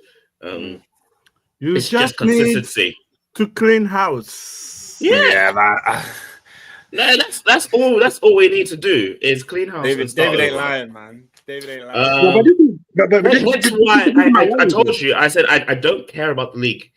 If anything, the only important games is Thursdays. The next Thursdays, and if we get to the final on Wednesday, that is all I care about, to have something to look forward to next season. I don't mind if we don't play in Europe, and frankly speaking, we don't deserve Europe. But if we get Champions League next season, then I'll run it. So there we go. Wait, you want this United side in Europe, like the big boy thing, you know? Well, what is there to play for? It's you win Europa League or you're sitting at home all season. So yeah, what are you asking me? No, you know the scary thing about United, yeah. David just bang on about United clean house, but how much spring cleaning can be done, bro? Like, you're not gonna sell 11, man. No, but we don't have to. We don't have to. No, but what I'm trying to say is the large bulk of men that we don't rate and we think are crap and we think don't fit Amorim's system. Guess what? Amorim's gonna have to use them next season, anyways. He is. But the clear daylight difference between us and say 6th to 12th is that they finish better than us. Whistler's a better finisher. Muniz is a better finisher. Do you know what I mean? Isak is a better finisher. Watkins is a better finisher. Like, we don't have the firepower. So that implies, so if you go and get Osimhen and you largely keep most of the squad, what you saying? What you lot can finish 8th, 6th? Brother, 10th? I don't think you understand how bad Højlund is. No, he's bad. He's bad. No, he's terrible. So, yeah. If we had 10 goals from Højlund this season, where would we be, Adrian? No, think about it. Let's look at the league table. Manchester United. What 10th? Maybe. No, but my point is 10th is embarrassing, but it's not 13th. because this is what I'm saying. If you tell me since Ten Hag came in, we finished 3rd, 8th, and then we finished 10th this season, you'll say yes, we're getting worse. But we were fighting relegation at some point this season. That's no, but my thing, obviously we disagree on the whole creation thing. Obviously, you think you create enough. I don't think. No. The numbers are there, Adrian. This is not a debate. The numbers are there. The numbers are there. The time we were having this conversation, we were 5 chances less than Newcastle. It's not a debate. First, but I think game state plays a part as well because did you watch the Nottingham Forest game? No. I stopped. All jokes aside, because I was hate watching Man United, and it got to was it the Ipswich after Ipswich? They had 2 shots on target, and Elanga scored 1. We had 6. No, but okay, shots on. But I saw the highlights of that. But the only meaningful one was the Maguire one, really. Bro, do you know how many times Garnacho was 1v1? Oh, that's you know what? That's actually a good point because it's not necessarily. Sometimes chances aren't necessarily what's shot. Sometimes it's I understand what you're saying. Like Bruno Fernandes has done enough to be vindicated this season from any criticism because he's done enough. Bruno's done enough. Let me show you some statistics. We have scored 37 goals this season. Do you know how many goals Aston Villa have? 46. They scored 46 goals with Ollie Watkins, Daniel Marlin, and Rashford. And they haven't been great this season considering they were in the top 4 last year. They got Champions League football. So you're telling me if we got 1 more goal than Newcastle, we could be anywhere between 7th and 9th. But I think the stakes are deeper than that because I give an example. It's like, for instance, because defensively we're not terrible. Onana's bad. But you can see the first goal there, bro. Yeah, because Onana's bad. Oh, okay. So, fair, but you see, okay, I know where the crossing of wires is coming from. You're not. I don't want to say abdicating, but you're basically saying Garnacho's poor, so that's why our attack is poor. You're saying Onana's poor, so that's why we conceded. Garnacho and Højlund are poor. I'm saying that Ahmad was our saving grace for those 2-3 months. And when he got injured, bro, the same fixture this time early in the season, Ahmad was the winner. Yeah. No, you're sighing, but my point is, when you watch Manchester United Football Club, I've watched games where tactically we've been better than the team, but the team's firepower has gotten them over the line, and the result is what everyone focuses on. And I'm okay with that because I guarantee that there will be games where we'll watch and we'll be like, oh, me and Robin will come and tell you guys this same game last season was 0-0. Trust me, bro. There will be games where I'm going to be like, yep, that same scenario last season, Garnacho gets 1v1 with the fullback and doesn't do anything. Doesn't do a thing. So I'm saying we are good enough. We've created enough chances to be in the top 10. I'm not saying we're better than anyone. I'm not saying we're worse than anyone. I'm saying we've done enough. We don't have enough firepower. That is our issue. We had enough to win this game alone. And that's the frustration. I've said that many times the last month alone. Like what Amram has done, if you actually do watch us, we're much more used to the system. We're much more fluid. There is patterns of play. But I can highlight Casemiro doing well. I can highlight even like Xerxes finding his place in the number 10 position. Back three, I have no problem. Onana is Onana. That is a player I want gone. So we can speak less about him. But if you look at what we're doing, he's trying. Yeah. Because Robin, do you remember the first leg of the Sociedad game? Yeah. We had hella chances, but guess what? We drew 1-1. We got to Old Trafford and we panned them. But that game has made a lot of people think, oh, they were just bad. No, United do this regularly. I'm not going to say we're consistent. I'm not going to say we've mastered it. But there's loads of games. There's loads of games I've watched this season. Bro, when we played Liverpool at Old Trafford, and obviously that's a different manager. When we played Liverpool at Old Trafford, Xerxes has 2 clear headers, 1v1 with Van Dijk, and they both fall to Alisson's hands. Yeah. But no one's going to talk about it because we lost the game. And we deserve to lose the game. So I'm saying chances are chances. And at that time, obviously, we're in mad turmoil. People don't know what's happening with the manager. But my point is, I think a lot of people don't watch Manchester United. But I'm willing to wait. I'm willing to wait. Because next season, I'm going to hear a lot of revisionism. If we get these signings right, I'm going to hear a lot of revisionism. Because I'm seeing clear-cut chances. We are not converting. We're not converting. First, I guess Maguire be deployed at striker and have 2 1v1 chances that he makes shots on target, and Højlund has none. How? I hear that. I think it's one of those ones. I guess we're just gonna have to see to the end of the season. Because for me, I feel like men are clutching at straws personally. Like it's like what we're seeing is simply it's not good enough in the grand scheme of things. Like we're talking about Maguire. You're chasing the game, you're throwing the kitchen sink forward. Lo and behold, yeah, chances are going to appear. Like, I don't know. I feel like you go behind too much. I don't necessarily, like, I'll give you an example. But I think of like Palace, I think of Fulham. I don't know, man. But I guess we'll see it. I guess we'll see. Fulham, we beat them twice, no? Yeah. We beat Fulham We twice. only lost in the FA Cup. We only lost in the FA Cup, and that was at penalties. Well, there was Palace and there was another game, but first. Anyways, let's talk about United. Let's the big game is Thursday. That's the one where we care, and I say we care about comments. But let's see how it happens. Leon, I think we can beat them. There's a few nice players in there, but I think it'll just be can we get through? I'm not confident until we get over the line. I'll be honest. I'm not confident. Are you home first or away? Well, away first. Oh, that's good. You bring them back to Old Trafford. Yeah. I mean, we'll see if it's good. But anyways, let's talk about the other side of Manchester and the big news that Kevin De Bruyne is leaving Manchester City. I, for one, am very happy. Even though he's not had the best of season this season. What a player.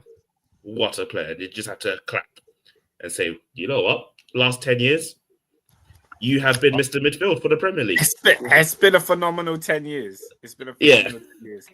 Did you say 10 years? It's been 10 years. 10 years. Wow.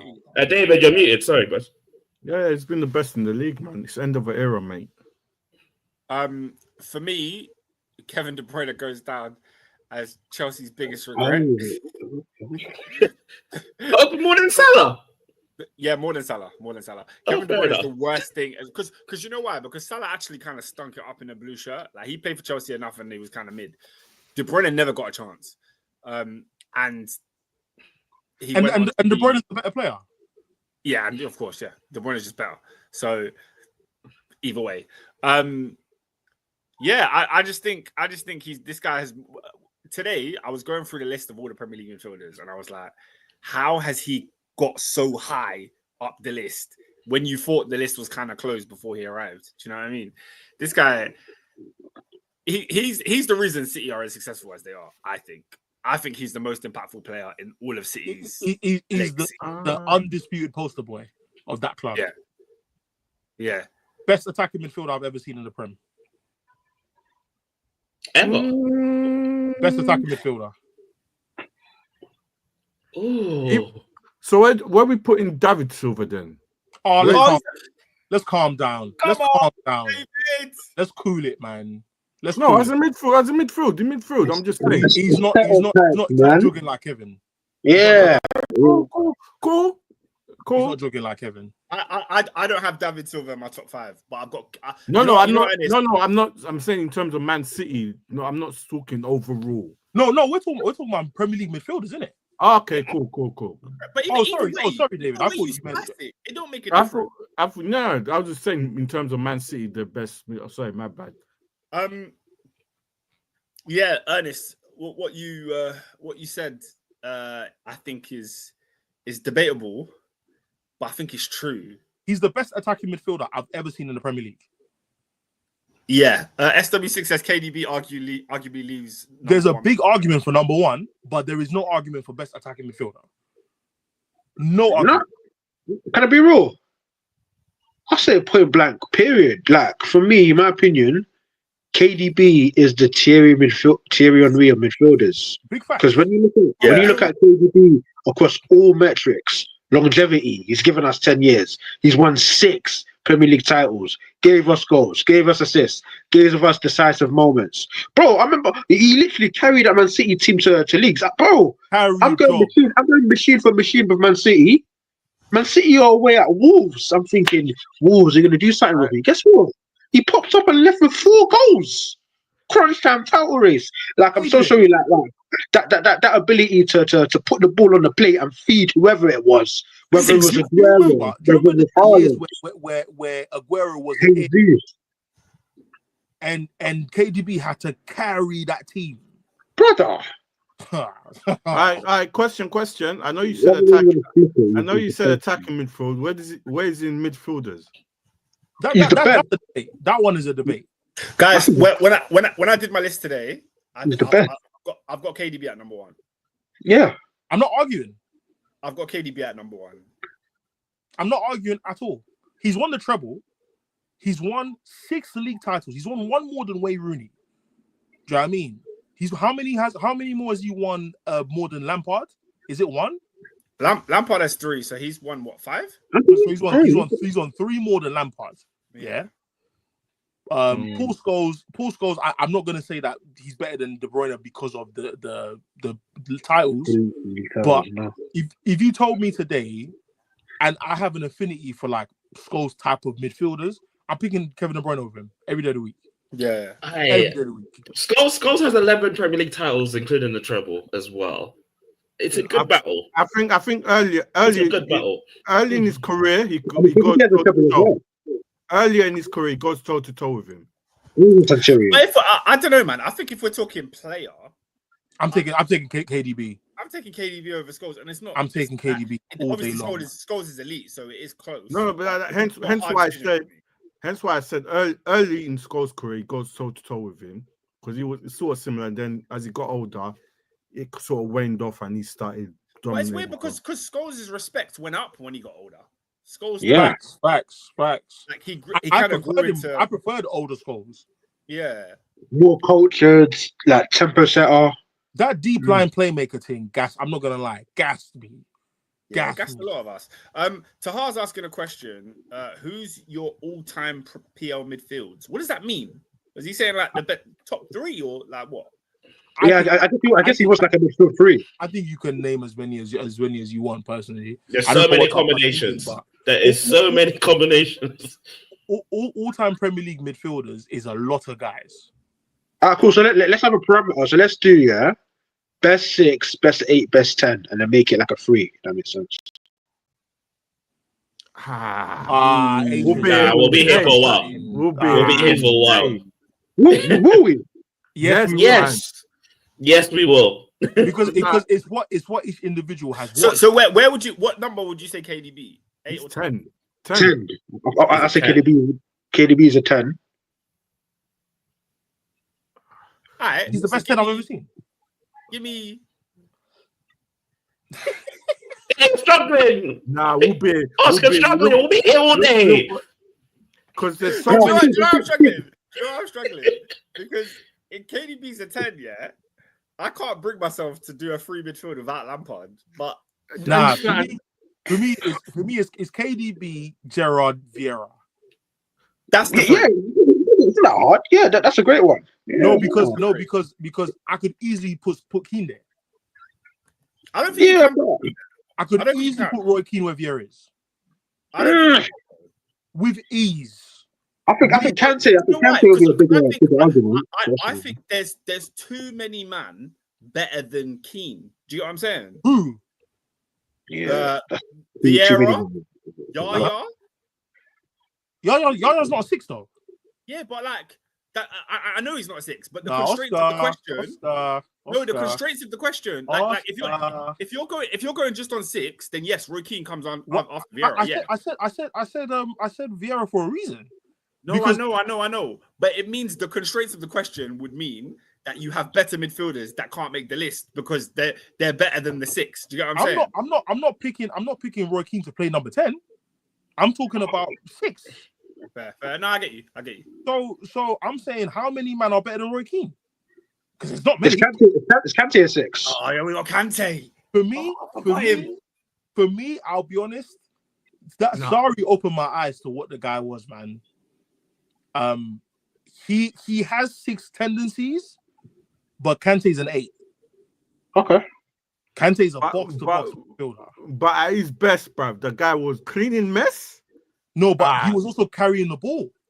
Yeah, I know. You could do a bit of both, but elite. That's what I'm saying. Elite. So for me, he's definitely a more defensive 8 than he is. He is a whole. It was sensational. It was mate.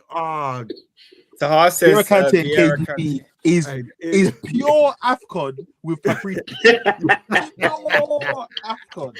Because KDB had some seasoning, you know. He had some AFCON in him. Bro, KDB has a PMP. Ernest doing anything he can to drag Keane in here. Okay, all right. Let's not do this. But Robert, this is what I'm saying. He said Fernandinho is better than Keane. Oh, let's calm down. No, there's an argument. No, there's an argument. There's an argument. Calm down, man. There's an argument. Let's calm down. Stop. Whoa. What? Is that ridiculous? That is ridiculous. Ridiculous. Okay, what's Fernandinho better at than Keane? What does that mean? There we go. That's what I'm saying. There we go. Because if it was better, you can list. That's my view. Because when I ask you, what does Roy Keane do better than Fernandinho? I said the reason why this is long is because it's going to depend on what man watched. And this is what I'm saying. That's why it's going to be long. So if you're telling me Fernandinho is better than Keane, why is Fernandinho better than Keane? Why is Keane better than Fernandinho? How about that? So you want me to answer? Please. Or are you gonna back yourself first? No, I don't back myself. I don't know football, so you tell me why Keane's better than Fernandinho. Questions like that are obtuse. Because bro, Fernandinho mashed work for years. If he mashed work, what did Roy Keane do? He was just on some. Okay, so why is Keane better than Adrian, over the last few months, you've been wild. You've said and done some wild things, and I'm excited because you're my guy. Yeah? Give me my top 3. Give me the top 3. But stay on topic. No, but you're moving mad, Adrian. The last couple months. Wait. Because Robin. Ever since he saw Rashford wear them chains, he's not been the same. He's not been the same. I'm still looking at him when he said Sabosai was the next Steven Gerrard. So I'm still looking at that. First of all, before you try and deflect to me, tell me why Fernandinho is better than Keane. Stay on topic. Stay on topic. No, but questions like that are redundant because tell me my team is better than. You're about Odubadu Black when he said show our kids. because it's like, what does that mean though? Okay, because me, I can explain. When David asked about Kante, I explained what Kante was. You tell me what Fernandinho. I think Fernandinho was a better footballer. Technically, I think he was a better ball winner. But it's a bit of a redundant question though. Fernandinho at his peak, at his apex, he used to literally run that Pep Guardiola midfield by himself. That's his cap. He was a temper. He was a temper. It was a temper setter. He was a temper by himself. What was KDB doing? Not near him. But Fernandinho was operating the zone by himself, and he gave KDB the license to influence the game. Yaya Toure has more argument for running the midfield by himself than Fernandinho. And I'm a Fernandinho fan. Yeah, I agree. This is nonsense. Just say you didn't watch Roy Keane. Just say you didn't watch Roy Keane. Okay, I didn't watch Roy Keane. So why is he better than Fernandinho? I'm glad you said it. Okay, so why is he better than Fernandinho then? He's better than Fernandinho because Fernandinho was a breakup master. His skill set was similar to Kante's. He was more stationary. He was a bit more athletic under what's it called? Pellegrini. He was 100% athletic under Pellegrini, but he came to City at like 28 from Shakhtar Donetsk. Yeah. Pep left him to sit in midfield because when it came to being a box-to-box midfielder, he preferred other midfielders, and I'm not arguing with the reasoning. Roy Keane used to cover every blade of grass in midfield. I don't want a gardener. I want a footballer. I don't want a gardener. I want a footballer. 4-4-2. Wait, what? Alan Titchmarsh. Don't tell me he's covered every blade of grass. Hold on. It's the same brother that's telling me that trying to convince me about Joe Linton every week. Let's calm down. No. That's why I've done it. Because, bro, when I said Joe Linton covered every blade of grass in the cup final, you told me you don't want a gardener. That's what you said. Yeah, because Joe Linton is crap. No, he's not crap. Okay, cool. Okay. When we talk about Premier League targets in the summer, put Joe Linton on your list like Liverpool. Put him on but some people have got their habitat. Okay, some people found their room. Man rate players until it's time to talk about Premier League targets. All of a sudden, we don't want them in our team. Just calm down, man. He's not good. He's not, bro. He's not. Joe Linton. It looks good to me. Pause. Roy Keane. Okay, Roy Keane. So aside from covering every blade of grass, what does Roy Keane do then? Fernandinho. Okay, cool. So when it comes to, I'm gonna be real, yeah. When it comes to my top 10 midfielders, Roy Keane don't crack the top 10. Okay, cool. Okay, cool. There's just so many midfielders that I think are more. I can't say impactful because obviously Keane won what he won in it, but are just better players on the ball, did things that were more astonishing. Keane was obviously solid, isn't it? He's obviously one of the best midfielders the Prem's ever seen. But in terms of, there's a list of players. When I think of, obviously we mentioned David Silva, when I think of Yaya, when I think of Fabregas, Kante, I got all these men above Keane. All more attacking than Keane. So it tells me your palette in the first place. Maybe. Yeah, I got Vieira. But that's what I'm saying.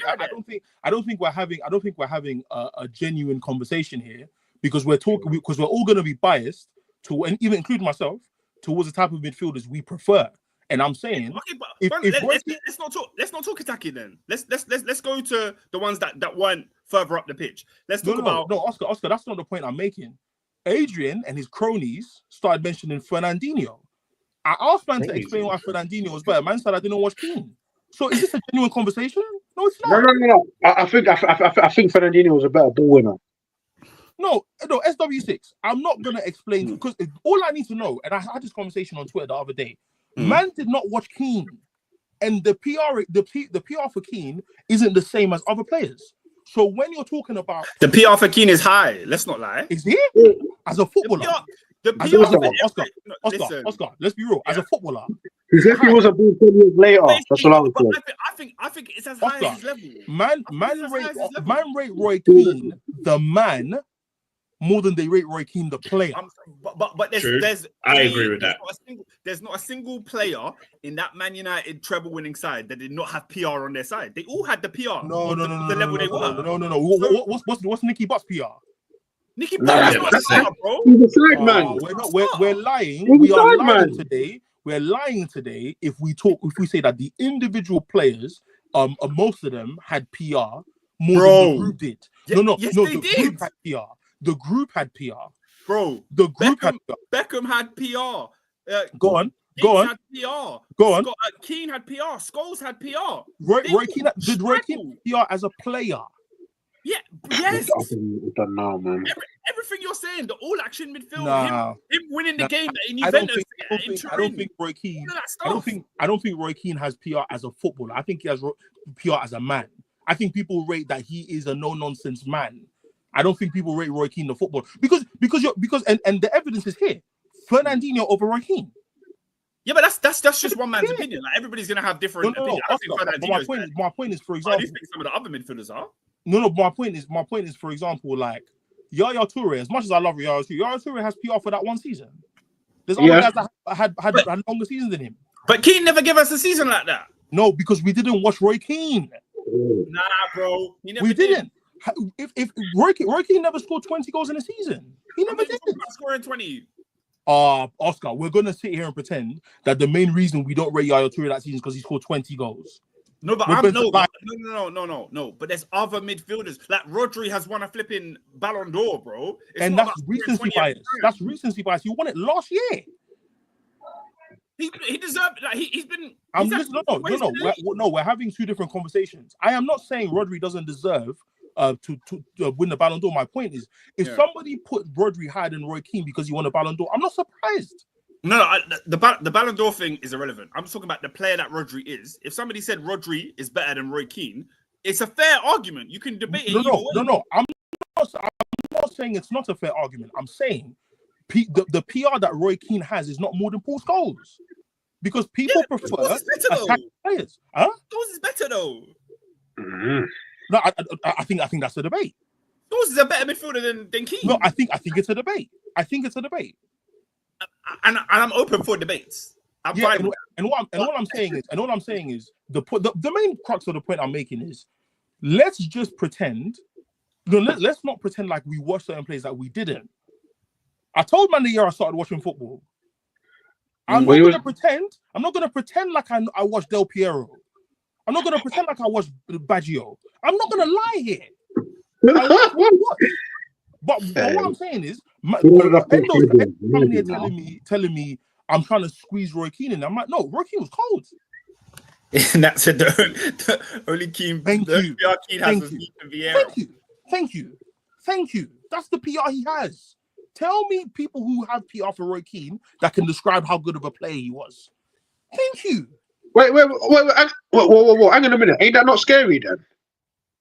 No, I'm saying analysis is poor. Because when people talk about Yaya Toure's season, people talk about his goal scoring.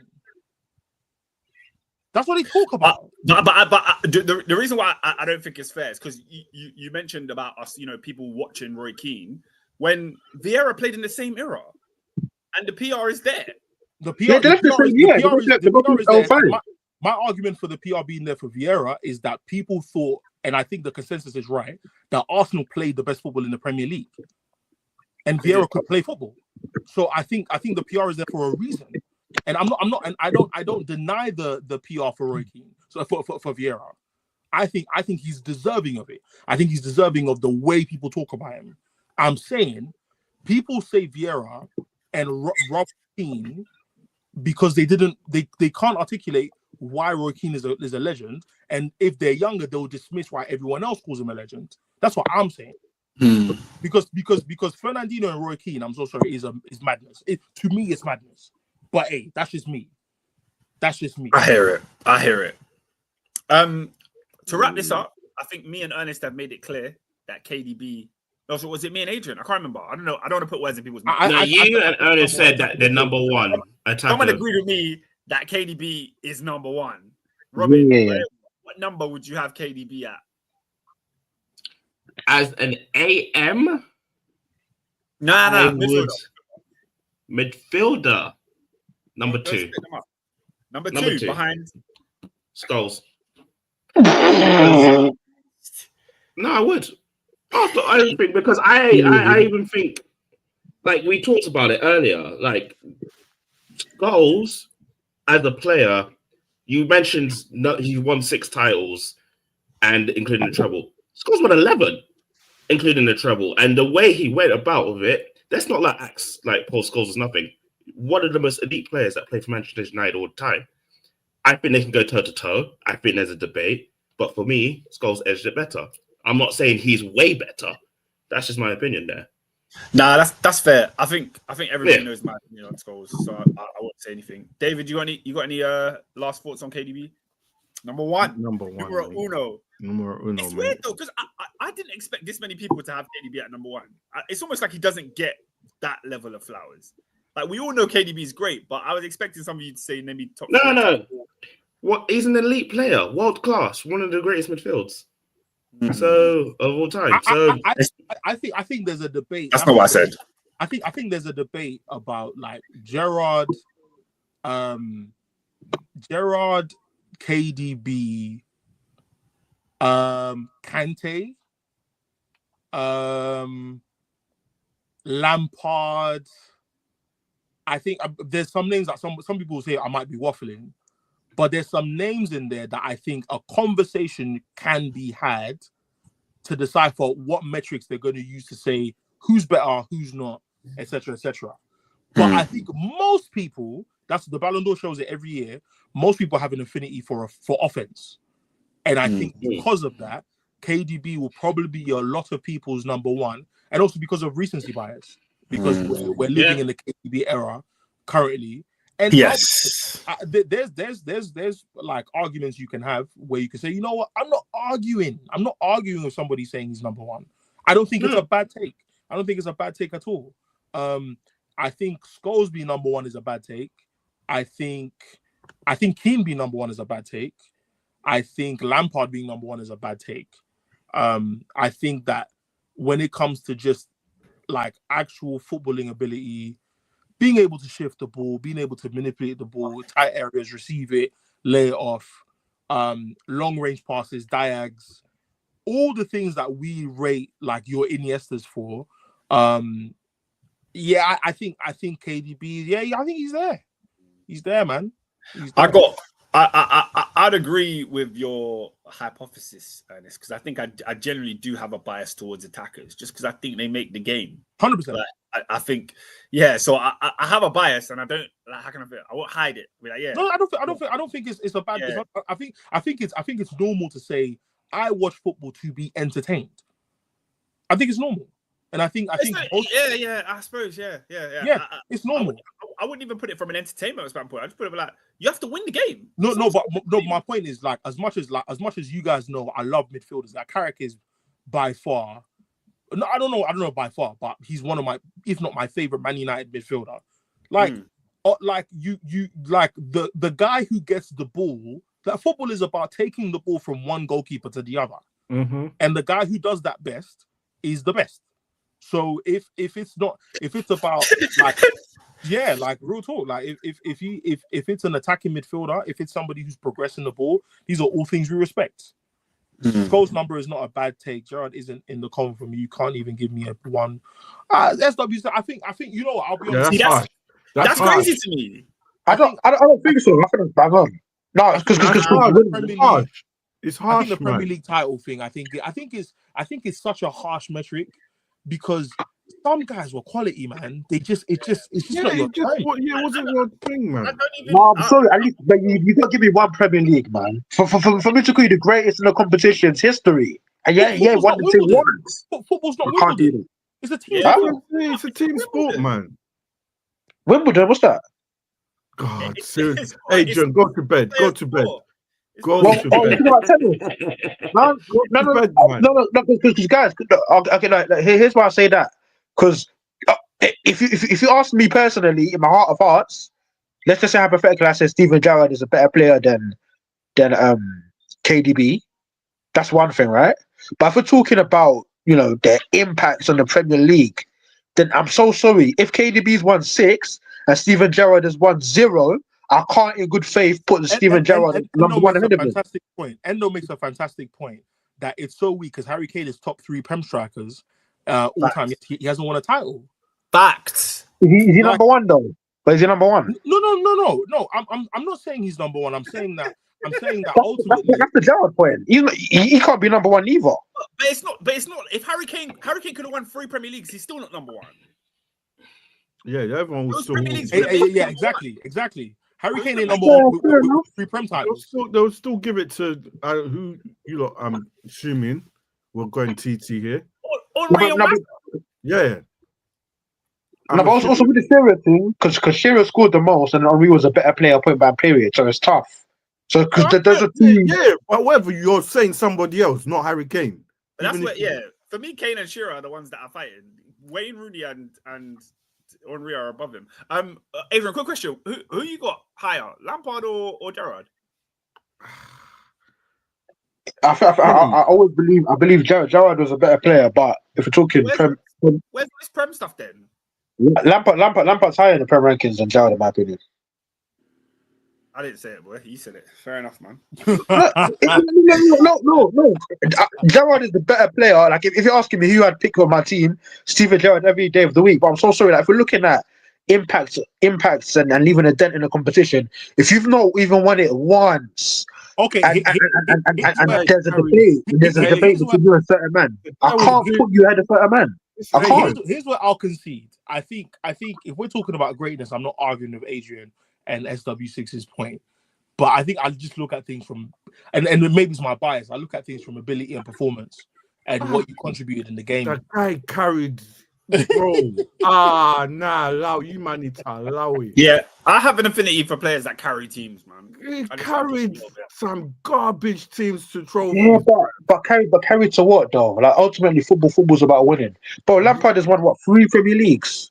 Is it because of Lampard though? Is it because top scorer twice? Yeah, he was top scorer twice, but he literally scored the goals. Blue is the colour. Bro, he slapped it away at Bolton. What was he doing before? What was he doing before Abramovich, please? I don't give a damn. He was a kid. Yeah, and then he got surrounded by quality, bruv. Yeah, and he got surrounded by quality. Bro, he came to Chelsea. He came to Chelsea in 01. What do you want from him? He might have redeemed it. Still. Come on, bruv. Abramovich said, "Here's Claude Makelele. Go and win me a league." There you go. And he did. Man had. Who did Gerrard have in 2004, bruv? Ooh, please name them. Yeah, but name them. No. Can I be honest with you? So bloody what? Cry me a river. Name them. Football's all about accomplishments. Guys, you want to see somebody show their age? Man try to bring dude that man has check. Hey, I'm not gonna lie. One of these like post-season podcasts here, we need to discuss Adrian's last sentence just there. Is football all about accomplishment? I've always wanted to have this conversation because I don't know where I stand. What do you mean? No, hear me. You stand on what? Is football all about accomplishments? So like if you're taking the basic game, yes. No. The basic game. No. If we're talking about 11 versus 11 and you win a trophy, then you've accomplished. That's what I'm saying. I'm talking basic. The teams win the trophies. So the players, we can say a player from a team that didn't win the trophy is the best player. We've done it. Yeah, absolutely. Modric to me was player of the tournament in the world. I think he won player of the tournament in 2018. He didn't win the World Cup. Yeah, but he wasn't player of the tournament either. But yeah, fair enough. Was he player of the tournament? Eden Hazard was the best player of that tournament.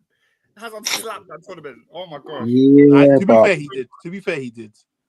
That's my midfield bias again. I know. Either way, the example still stands. Like a player that was the best player in our eyes that didn't win the tournament. It happens. We saw Bale light up this league. Man, them are too harsh, man. I like, bro. Yeah. Like I said, it's a good conversation. But if you ask me the basic, like if you just take football as it is, then yes. But if you're talking the history, then it's a little more complicated situation. David, I put it like this: if a man's had a 15-year career and he's not won the league once, I can't call him the best midfielder in the competition's history. That's a fallacy. Yeah, it's crazy. No? 15 years is mad. You ain't won the 15-year career. You man are rude, bro. And most importantly, the one in 13-14, it was him. It was actually him. It actually was him that cost the league. You man are harsh, bro. You're gonna bring man. You're gonna 11 more than Gerrard. Yeah, like, come on, says Gerrard is better than him. There's a difference between there's a difference between a better player. Because for me, the only person that talks to Steven Gerrard as a player, in my opinion, is KDB. Personally. So you can be in the league for 15 years and not win the league, but be better than the greatest guy. No, as a player, absolutely. I mean, it's not secretary, it's as a player. Yeah, as a player, absolutely. But you can be better, but you can't be greater. My thing is, I'll be honest, I prefer better. Because greatness is always going to be a team achievement to me. Facts. Greatness is always going to be you were part of a team that was cold. Being better, yeah, and not moving to like Shearer didn't want to go to United, whatever. Yes, he won a Premier League title, but the move to United, in hindsight, would have been better, whatever. But he is better. Alan Shearer is probably better than every striker we had, barring Rooney and Nistelrooy. But only, do you know the striker thing is kind of different. Why? It's a clear binary measurement stick. Alan Shearer scored the most goals in Premier League history. So, but I mentioned Rooney before him and Nistelrooy. Rooney's better than him. Now what? No, but what I'm saying is, look, I'm just going off the point of, because you said hypothetically, let's just say he didn't win the league, but that's his claim to fame. Like, as a striker, he's good, whereas I think as a midfielder, it's different. It's difficult because you haven't got that clear parameter. I'm gonna make a wild statement, and I'm probably gonna get shut down for it. I think greatness metrics in the Premier League are overrated. Okay, well, expand. So I think there is always a need to talk about how great a team or a player was, because people actually can't define why they think a guy's better. Yeah, that's true. I see what you're saying. So we lean more on greatness, not necessarily to hide from the better conversation, the better metric conversation, but we do it, and in that we hide from the conversation. Because greatness is arbitrary. Because greatness is what I think it is, as opposed to because there's no clear definition of what greatness actually is. It's a quantifier, man. It's a quantifier for those that didn't. You know how you said, Lampard had Makalele, yeah? Do you want to know who was playing next? Who Gerrard was playing with? To the minute of you, cry me a river. Like, I'm so sorry. In the history of Premier League midfielders, Gerrard can't be the best. Like, he can't be the greatest. I didn't say he's the greatest, though. But man, I judge a man off 2 seasons, blood, because he didn't win the league title. No, but my thing is, you have to win the league at least once to be in certain conversations. Unfortunately, to be in the greatest conversation, yes, I agree. Unfortunately, you have to. Top 3, bruv. You can be top 3, though. No, fine. You can't get the number 1 spot, though. You can't get the number 1. Unfortunately, you can't. Thing, bro. Yeah. Steven Gerrard is my hero. And David, guess what? Let me not go there. But Steven Gerrard is my hero growing up. You know what I mean? David, can I say it? David, can I say it? Go on. No, we don't need that. Go on. Cool. I burnt the shirt, bro. Move, man. Oh, that's hilarious. No, but David, I feel like your childhood in the Liverpool's coming out there. You know. Nah. You got to respect the thinkers. Oh man, we all know how we fell in love with football. Everybody remembers. So I don't remember, you know. It's deep in the heart. Let's move on from Kevin De Bruyne's storied career. Extra time was 20 minutes, bruv. Yeah, it was a bit long. Quickly, we'll talk about Chelsea's Blues at Brentford. For those that didn't know, Chelsea drew 0-0 against Brentford. How much do you really want to discuss a 0-0? Another snooze first. Yeah, it was same old Chelsea.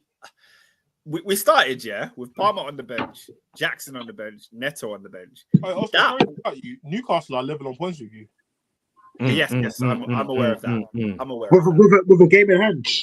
I'm aware against of that. us.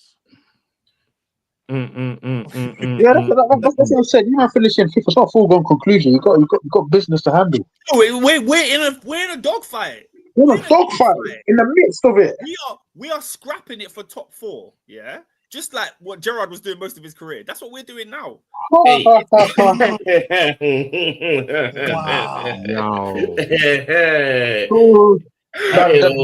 That was a low blow, man. Even for you, Oscar. Man, you gave me the alley-oop, man. You gave it to me. I know. Endo said Chelsea haven't won an away game since December the 8th. You're the only team in the league that hasn't. Yeah, we're the only team that hasn't in 2025. We haven't played a good game of football since Sunday, the 15th of December, 2024, guys. That was the last time Chelsea played well. Oscar, where was you? Last time Chelsea played well. Where was I?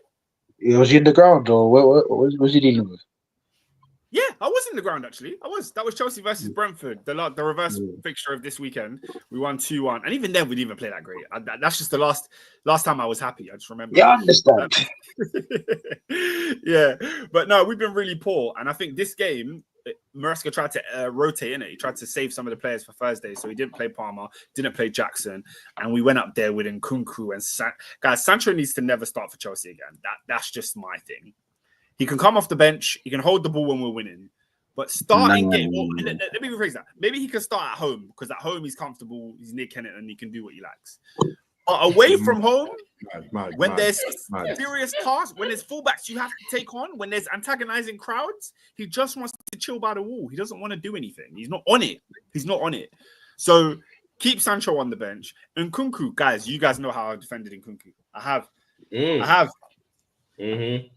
He can't lead the line for Chelsea Football Club. He just cannot. He doesn't want to run in behind. He doesn't want to do what Jackson does. He can't do what Jackson does. He wants to drop deep and collect the ball. And unfortunately, that does nothing for us. So Chelsea in the first half, with that attack, Chelsea in the first half were absolutely blunt. We were a blunt pencil. In the second half, we looked a bit better because Jackson and Palmer came on and we were able to hit ping balls over the top. But even that, yeah. Tahar said, Oscar, the thing with our defense, the thing is, when our defense decides to be good, our attack wants to be dead. Yeah, I think our attack is dead most weeks, regardless. Endo says, why does he play James everywhere but right back? In fairness, this weekend he played him right back because of Mbeumo. He said, stick on Mbeumo. And I can't lie, Mbeumo cooked James a couple times, man. He roasted him a couple times. But clean sheet is a clean sheet. Do you know what I mean? Oscar, where do you stand with this Maresca fella? I don't stand. I'm sitting down. I'm letting him do what he wants to do because if it was up to me, he'd be gone at the end of the season. I don't believe in him, innit? I just don't believe in him. There is an element of me that's kind of like what Ernest was saying, that if you had some serious attackers, then the chances that we create would be enough. But I've seen such a downturn in our performances for such a long period of time. I can't attribute it to what the players are feeling like on the day. We're too easy to play against, I think. Too easy to play against. And the fact that we're at this stage of the season, Nottingham Forest are clear of us now. There's no way we're catching them. And we're trying, begging on, hoping that 5th is available for top 4. No. As Chelsea manager, you must get top 4 or you go. It's as simple as that. And 5th ain't good enough for me. It might be good enough for Champions League, but it ain't good enough for me. Gangster. Last few comments. SW6 says, 18 months ago, I told the Chelsea fans, join me at Death Row Records. If you don't want your CEO to be dancing all in the videos, he says, I will always maintain these men are not levels, and at the end of the season, we'll see. Tahar says, our last 4 games is long. Look, it's a long rest of the season for Chelsea, man. It's a long rest of the season. So this guy wants to prioritize Conference League. Big up. We'll see if we make that Champions League spot. You got to get it how you can, man. Trophy to trophy. I'm not confident. Let me pull up the results for the rest of the weekend. David, what was the final score in the game that was tonight? 3-0, mate. 3-0. 3-0. Leicester will Leicester be going City. down. Is it confirmed? No, Yeah, not yet. Are they down? Okay, should I tell you who is confirmed? Southampton have gone down. They lost 3-1 to Spurs. Another relegation on Ramsdale CV. Keep them coming. Keep them coming. How can Peter come on this podcast and try to convince us he was a good goalkeeper? Hey, I'm enjoying this more than you. Believe that. He convinced us. Record breaking, by the way. Record breaking. Oh, my record breaking. He's the most in history. No, I'm talking about Southampton. Record breaking. The fastest team to get relegated in Premier League history. Good riddance to bad rubbish, man. That is they break the crazy. Derby record. How can they be the fastest when they've? So they're the fastest because I think Derby and the rest of the league were like less levels than they are now. Yeah. And yes, I think Southampton basically need one more point to level Derby. Wait, they ain't got 7 points. 11. It was 11. 11. 11. 11. Okay. Yeah. They're on 10. Yeah. Yay. I mean, they'll find the points somewhere, but it's been a horrific, man. And then obviously their manager has left them today. Even with he had apparently a relegation clause, which made me a bit confused of why he went there in the first place. But hey ho. Yeah, man. I think he was there to do a miraculous turnaround and it didn't work out. So hold tight then, man. Southampton in the Championship next season. Any players you take? Would any of you looking at nibbling? Looking at that? That's a great question, man. I don't care. All right, moving on. Palace 2, Brighton 1 in the Eagles versus the Seagulls derby, or whatever you call it. The M23 derby. Yeah. Big beef between those two. And Palace always seem to come out on top. Crazy. That game was mad, though. Did you see the amount of red cards? Yeah, I think Palace were down to 9 in the end, and then Brighton went down to 10. What's Nketiah doing? They were crying when Mateta's head got kicked, but then Nketiah is kicking everyone else. What's going on there? Yeah. That's been a horrible signing, unfortunately, man. Yeah, it's not worked out, has it? It's not worked out. We can sugarcoat it all we want, but another one that I inject into my veins every chance I get. Really? You don't like Nketiah? No, I don't like that. Arsenal fans are trying to convince me he was good. Nah, Ernie, do you know what it was? It's because he's black. Yeah, he's a young brother from the ends, isn't it? Like, that is one of the biggest downfalls of black people, man. Just because the guy's black. All of a sudden now, man, don't want to support Kemi in the House of Commons. Let's calm down, man. Are you good or not? Or not? Real talk. Talk to them. You know what? Really, to that talk though. But I said, because Declan Rice ate jollof in his mum's house is calm. Let's calm down, man. Not only to that talk, man. So yeah, guy there. The customer service is awful. It's awful, damn it. Robert, come back. The food come back. The food is late. Why is Robin hiding his face? What's going on here? Where's everyone living? Ernest, if I had more battery in my phone, I would have stood with you in solidarity. What's going on there? Nah, you lot, man. No, the food is cold, the food is late, and the service was terrible. Listen, sometimes we got to allow some black mediocrity. When it's white mediocrity, here we go. When it's white mediocrity, here we go. Endo said this podcast being anti-black. Look, Nketiah is an bang average striker. What is bang average, bro? No. He's not bang average. He's whack. Guys, why has he done at Palace? And that's been at my club for how many years? Hang about. It's not his fault that boom, Mateta's in the room. Okay, he can't get a game. Oh, you like no Kizzy, yeah, no Kizzy. Do you remember that Brighton striker? Hey, you know why all these guys on the comment section are waste men, yeah? Because when I get onto Højlund and Garnacho every week, why don't they tell me anything? They won't say nothing. Yeah, but there you go. Højlund and Garnacho are exactly why we have to allow Nketiah. They're exactly why. I hear it. No, but Nketiah was at Arsenal for years, though. Nketiah's whack. You don't remember on this podcast, I used to cook Nicholas Jackson. Then I took a look at Manchester United's number 9. I said, bro, a man told me Mourinho has more goals than him. Hmm? That's crazy. Wait, Ernie, say that again, sorry. Stop. Mikel Merino has more goals than Rasmus Højlund. Flipping hell. You people think I'm just talking when I say we create chances. You don't think I'm just talking? Ernie, you know that's deep. Mourinho's been playing up front for like what, 6 games? It wasn't even like he was up front all the whole season. Mourinho gets like 28% pass accuracy a game. Brother, And he is not a striker and has more goals than my striker. yeah. Let's stick a fork in that boy. He's done, man. Højlund is whack. Yeah, because you know, like some players, yeah, like it's like if you feel like if he was to go somewhere else, it could work. Højlund just got shot, man. Like I don't know what to do. No, Højlund, I think he needs to go back to Italy. I think he's one of those guys. Because like who said it recently? Was it Thiago that said it a while ago when he was at Liverpool? He said, "Yeah, we learn how to run." At Liverpool, like the cardio was bad.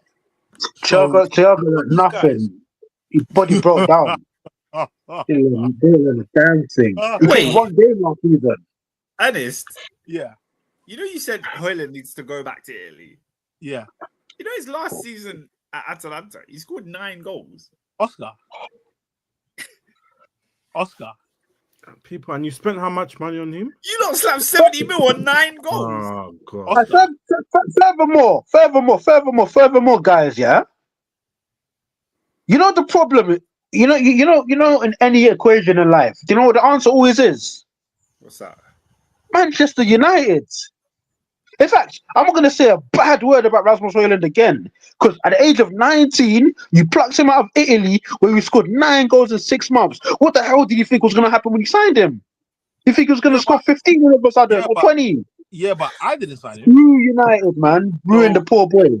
I didn't sign him. Him. So while he's here, I'm going to grill him for basic stuff. Yeah, but the overall sentiment of Adrian's point, screw United. I agree. No, but like, okay, cool. Like, Man United. This argument has been said a lot. I'm tired. We're tired. No, what the hell are you tired of? You spent 70 million on a guy that Adrian, because I can pull 5 to 10 podcasts of you, Adrian, saying the same thing. In the last 2 months alone. You know I'm tired. Because if we come out and say that he deserves more time because Amorim signed none of these guys, Adrian's going to say Amorim's not been good enough. So which one is it? Wait. Say that again, sorry. Say that again, sorry. I'm tired. Because on one hand, man will say screw United because we don't sign properly. But if I say this team isn't good enough and that's why Amorim's not been doing well, Adrian will say Amorim's not been doing well, he needs to go. So no, Ernest. What was my reasoning for saying Amorim needs to go? My point is the same reason you're using for Højlund. I can use for Amorim. Yeah, but my reasoning is the same thing because I said the reason why Amorim should be sacked today is because realistically he's not going to get back in the way that he needs to. So what's the point? Yeah, but you said a lot more than that. What did I say? You said the guy's not been good enough. He needs to go. And he hasn't. And he's been awful. Okay. He hasn't won 2 games on the bounce. So why can't I use the same argument you just made for Højlund for Amorim? No, because my point for Amorim is the same as well. The reason why he will not be successful at Manchester United is because of Manchester United. That's different to sack him, though. No, it's no. It's and I say sack him. It's nothing to do with him. That's different. No, but can I land, bro? When I say sack him, it's not a punishment for the results he's getting. I'm saying this is not going to work. He's a great manager, but if he's in a situation where he's not going to get the profile of players needed, what's the point? Sit here and pretend like sack him is the same thing as he's not going to get back in. No, because I'm saying, what's the point? Even let's just cut out the middleman. That's not the same thing. That's not the same thing. It is. It's not the same thing. Okay, anyway, fine. Amarim should walk. It's not the same. It's not the same thing. I'm saying there's language you use when you know it's manager's hands. I've always maintained I think he's a good manager. Yeah, but you said this is not going to be here because you don't think he's been good enough. But there's bare times in the group chat, Peter will say something and you randomly jump on the bandwagon like, nah, this guy's been poor. He has been. But my point is, you're using the same logic to justify not talking about Højlund again, when Højlund has actually been poor. Wait, I'm confused. Oh, I see what you're saying. Yeah, no, you're right. Say. Ah, cool. No, you're right. That's why Robin and I are tired, because one week is one thing and the next week is the next thing, and we're telling you the same thing every week. But my point is consistent. It's just a 360. So my point is this. Okay, first of all, I rate Amarim, and I think he's a good manager, but he's been poor at Man United. He's been poor at Man United, and it won't improve because he's not going to get the proper backing, so he can pack his bags. Do you rate Højlund? No, Højlund is crap. Thank you. That's what I'm saying. Thank you. Okay, yeah, Højlund is crap. No, but I'm not going to blame. Oh, okay, I see what you're saying, but I don't want to blame a 20-year-old kid. I hear what you're saying. Now you guys Højlund is actually crap. He's actually not good. Amarim has the capacity to be good, but we need to wait. We have to wait. We have to wait. All right, can we move on, please? Yeah, let's move on. Right, Southampton, get out of here, man. Leicester, I love you, Rude, but get out of here too. What else? Robin, we moved past that a long time ago. No, but did you not hear what I said second? Ipswich. Yeah, we moved past that as well. Now we're on to Ipswich. Ipswich, get out of here. Yeah, man. Another goal for Delap, but another L for Ipswich. It's a long day. Ed Sheeran, get out of him, man. West Ham 2, Bournemouth 2. Hey, Areola, get out of him, man. Hey, Bournemouth are slightly on the beach. They are slightly on the beach. Guys, we've hit that time. We haven't spoken about this in ages, but we're here. The beach is here. We're here. Yeah, they're slightly on the beach. I thought they would be challenging. I thought they'd be challenging for Europe. But they've been sliding. Do you know why there's no beach this year? Because there's so many damn European places. There's like 8 of them joints. Yeah, to be fair, they're probably still in for the Conference League at this rate. You know what I mean? Everyone's either fighting for Europe or avoiding relegation. They can't be at the beach. Aston Villa 2 versus Nottingham Forest 1. Forest maybe slipping and sliding. Villa trying to get some mojo back before their big tie against PSG. Do you guys think Villa can get a win? I think it'll be a fantastic game against Paris. Listen, Paris is my dark horse for this season. I think it'll be interesting to see them play against a genuine underdog, though. I think that's a game, you know. Yeah. Great game. Emery got time for them, man. Yeah. You man. Do you know the best time to sleep? A Saturday 5:30, bruv. Because I was watching Villa and Forest. Yeah, I was dozing in and out of sleep. I wake up, and Rashford is sprayed. He's done like a 40-yard diet from one wing to the other. I couldn't believe it. And then I doze off again, and I see Mourinho hit the bar from like 30 yards. Brilliant, mate. I don't think this has anything to do with the time of sleep. My brother, yes. Anyway, all right, guys, let's go straight into the awards. Who is Player of the Week? Is this the order that we're doing? I think so. We do it. We change. There's no specific order except not that guy. That's his last. Who's Player of the Week? Alex Iwobi. Is it? Yeah, it's a good shout. That's a shout. It's a fair shout. I'm not arguing with that. I don't know if anyone saw the Tottenham game, but Brennan Johnson scored twice against Southampton. I can't lie. This was an awful week of football. I think it's the worst weekend in Premier League history. I think personally. Yeah. Well, that bad. Endo said, Nah, it was third week, no one deserved it because there was a trash week of football. Yeah, I agree.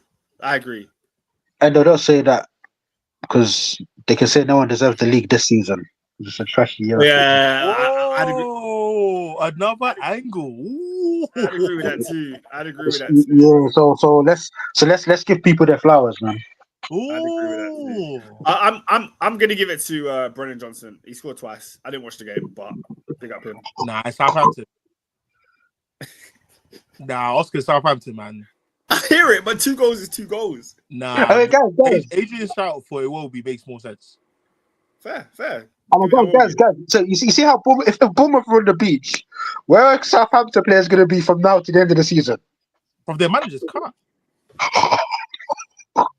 From the manager said, Bro. oh, my job done. No, the Southampton players are the busiest players. They've got 7 games to go. Get me a loan. I know Forest is looking for players. Get me a loan to Forest. Get me Sutton. Get me out of here. Diblin's going to be balling, you know. Them Southampton players need to pick up the phone. They need to pick up the phone. Player of the week this week is PGMOL. Yeah, pick up. Evanilson as well. Okay, Who's goal of the week, guys? Who's goal of the week? Good 2 seconds though, but it has to be there, I suppose. Boom. Mateta's in the room. That is goal of the week for me. Did you not see his goal? Smashed it, top bins. Yeah, I'll give you Mateta and I'll raise you Alexis McAllister. Oh, to be fair. Do you know what? Do you know what made me sick watching that McAllister goal? Go on. Bert Leno is just crap. That's harsh. Leno's crap, man. I told you guys in 2017. Leno's crap. He's a Premier League standard keeper, man. He's like whack, man. He's not. He's so mid. Oh, Muniz' goal was quality on a different. That's what I said. Muniz' goal was very good. But I swear I hit the keeper and went in. Yeah, Kelleher didn't cover himself in glory, but the touch though. Muniz earned his luck. Nat said, Oscar, Bert Leno would be your number 1. Does that make him less crap? I'm down and moonwalking there. Does that make him less crap? No, the point is he's not crap. Robert Sanchez is crap. Leno's competent, man. But 2 things can be true. My goal of the week is Mateta. Shout out to everybody saying Muniz. David, who you got for goal of the week? Mateta. Ernest? Muniz. Adrian? McAllister. Oh, Robin, deciding vote. Muniz. For flip's sake, you've tied it now. All right, next comment for goal of the week, and that person is winning it. He said you're starting goalkeeper Jamaican. He is, man. He is. Robert Sanchez is Jamaican. I'm convinced of it. Nat says Muniz. Why? What do you mean? Look, I can't explain it. You have to ask him. No, that's crazy. That's crazy talk, man. You're violating. Endo, get on him. Endo, that's friendly fire. Hey, nah, that's mad. Yeah, wow, that's insane. Mad. That's insane. But then Endo even said he's half Jamaican. So all right. Team of the week, guys. Team of the week. It's got to be Fulham, right? Yeah, Fulham, definitely. It's got to be Fulham. I think full house on that. The Cottagers get team of the week. Lastly, who is not that guy? Also, why are Fulham called the Cottagers when they play in the city? Have you seen the state of Craven Cottage? Oh, is it because of Craven Cottage? It's got a new stand. It's got a new stand. So, the new stand looks lovely, by the way. You can finally walk underneath. You know that the River Thames was blocked because of Craven Cottage. You have to walk all around the stadium just to carry on walking along. But Robin, do you know what I'm concerned about? I think the first season of football I remember is 02-03, yeah? Fulham played at Loftus Road that season. because they redeveloped Craven Cottage back then. So I want to know the state Craven Cottage was in the early noughties, late 90s. I want to know what it looks like back then. Listen, if you've been to Craven Cottage, it's a stadium that have got poles in the middle of the stands, and if you can sit behind them and you won't see the action, that is all. Well, it's like the Shakespeare Globe, kind of. Oh yeah.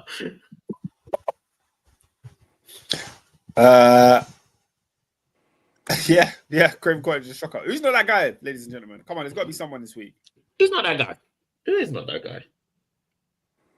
I have someone for you. Hold on, give me a second. If you got one, I'm pretty sure I could find one. I can easily go to the championship. This goalkeeper has been an absolute op. He is against this team's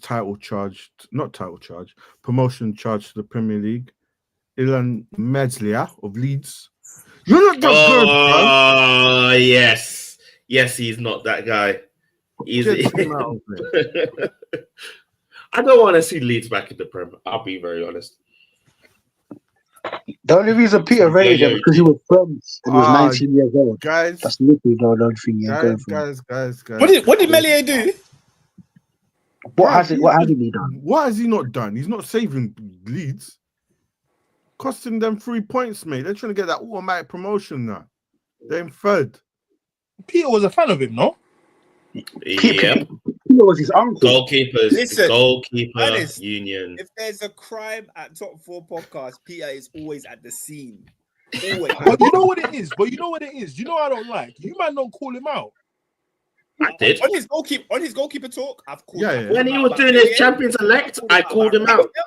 I've called him out. I've called him out about Brentford. All of these average keepers that Peter props up. Peter was even propping Brennan Johnson on this podcast. I told him Brennan Johnson was crap. I remember the day Arsenal, the day it was confirmed Arsenal weren't winning the league, yeah. Bro, Peter came on smoke. No. What's going on here? Wait. Hey, Ernest, was that the fake? Was that the fake David day? Yeah. Was it what when he called David a fake fan? He's not allowed at the parade. Yeah. Brother. Oh, like I didn't understand why man was quiet. I was like, wait, what? This guy was typing all. Are you guys reading what Nat said? What did he say? You still haven't gotten onto Peter enough for 2017 when he said Lukaku will be United's all-time top.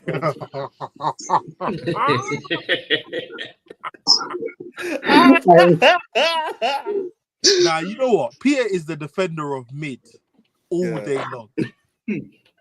One day, when AI gets to the level that it needs to be, we can just upload all of the podcasts to AI and ask it to tell us the worst takes that have ever been said on this podcast. I'm not gonna lie, I'm finished. I'm finished as well. I'm finished. I already know my worst one, man. I'm finished. We all have finishing ones. Yeah. I said United were gonna win the league when we signed Ibrahimovic, Pogba, Bailly. My prediction was number one because we had Jose and he made them 4 signings. Oh man, crazy stuff. I said, in fairness though, Jose was gangster in Monaco. Jose was gangster. He's like, hey, they know what I want. What? I would have believed as well. To be fair. Nah, I said Grealish will have a statue. That's latest post. There's a reason why Remy's not on this podcast no more, man. There's a reason. Wait, There's a reason. He said Zidane's volley versus Leverkusen was nothing special. No. But it's quite literally something special. Like if anything special, it's that. And the thing is, it's something Remy would actually say because he loves nobody more than CR7. Yep. Like, Remy's not on Twitter much, but I'll see some CR7 prop in Saudi Arabia. Remy's been tweeting. I know. We love Remy. We love Remy. Yeah, remember Cristiano. In fact, he's not a football fan. He's a Ronaldo fan. Yeah, Man that just love Ronaldo. Don't love the game. Listen, without Remy, we don't have our logo, so we thank him. We thank him for Ronaldo. Was Daniel James prop in 2019? Was I? He specified August. He specified August. Hey, When you got who first are goal? you really, man? Man's a private investigator, you know. No, Nat's a fan. He's a fan of the podcast. We love Nat. No, clearly he said you months and years. We appreciate you, Nat, man. We appreciate you. He's gonna start we appreciate everyone. Make sure you like the video if you haven't already. Guys, any final comments before we head off? Who's winning UCL? Madrid allow me tomorrow, bro. Allow me. You know, it's mad you asked that question, Robbie, because we're only at the quarters. Yeah, we're not even like the first leg happened, isn't it? First leg of the semi yet, and I'm like, wow. No, because we know the roots. We know the roots. I'm just like, no. I'm with you, but like, for example, like there's twists and turns because Bayern have 2-3 big injuries. Musiala that Musiala injury was awesome. Musiala, Upamenko, Upamecano, Neuer. They got a few. What's his name? The left back, Alphonso Davies, is ACL. Yeah, Davies done his ACL for crying out loud. Yeah. So it could be an Inter Milan. It could be an Inter Milan in the final kind of thing. Can you not be Barcelona? Internationale. Let's go. Can you not be a Clasico final? I personally want an El Clasico. It is 100%. That's the favorite at the moment. On predictions. Yep. All right, guys. Because that rivalry's kind of died away, so they'd need that or boost it up still. Don't believe anything Nat is saying. He's lying. He said, I said Arnautovic was a £50 million player in 2018. That's a lie. No, it doesn't sound crazy. It doesn't sound crazy. The thing is, it doesn't sound crazy. Because Oscar, that was Arnautovic under David Moyes. He may have been moved. Arnautovic had a hot streak for about 6 months. He could play football still. When he died, he said blonde. Facts. Wow. Fake Zlatan, man. Fake Zlatan. But anyway, thank you for watching Top 4 Podcast. It's been a pleasure as always. Next week we'll be back reviewing Champions League action. I don't even know what's going on next week. Let's hope we have a better Premier League weekend because this weekend was a bunch of garbage, man. Oscar said Timo Werner would bang. I did.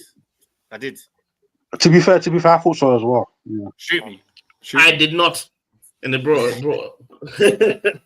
That's facts. All right, thank you guys for watching. Peace. Until next time, people. Later.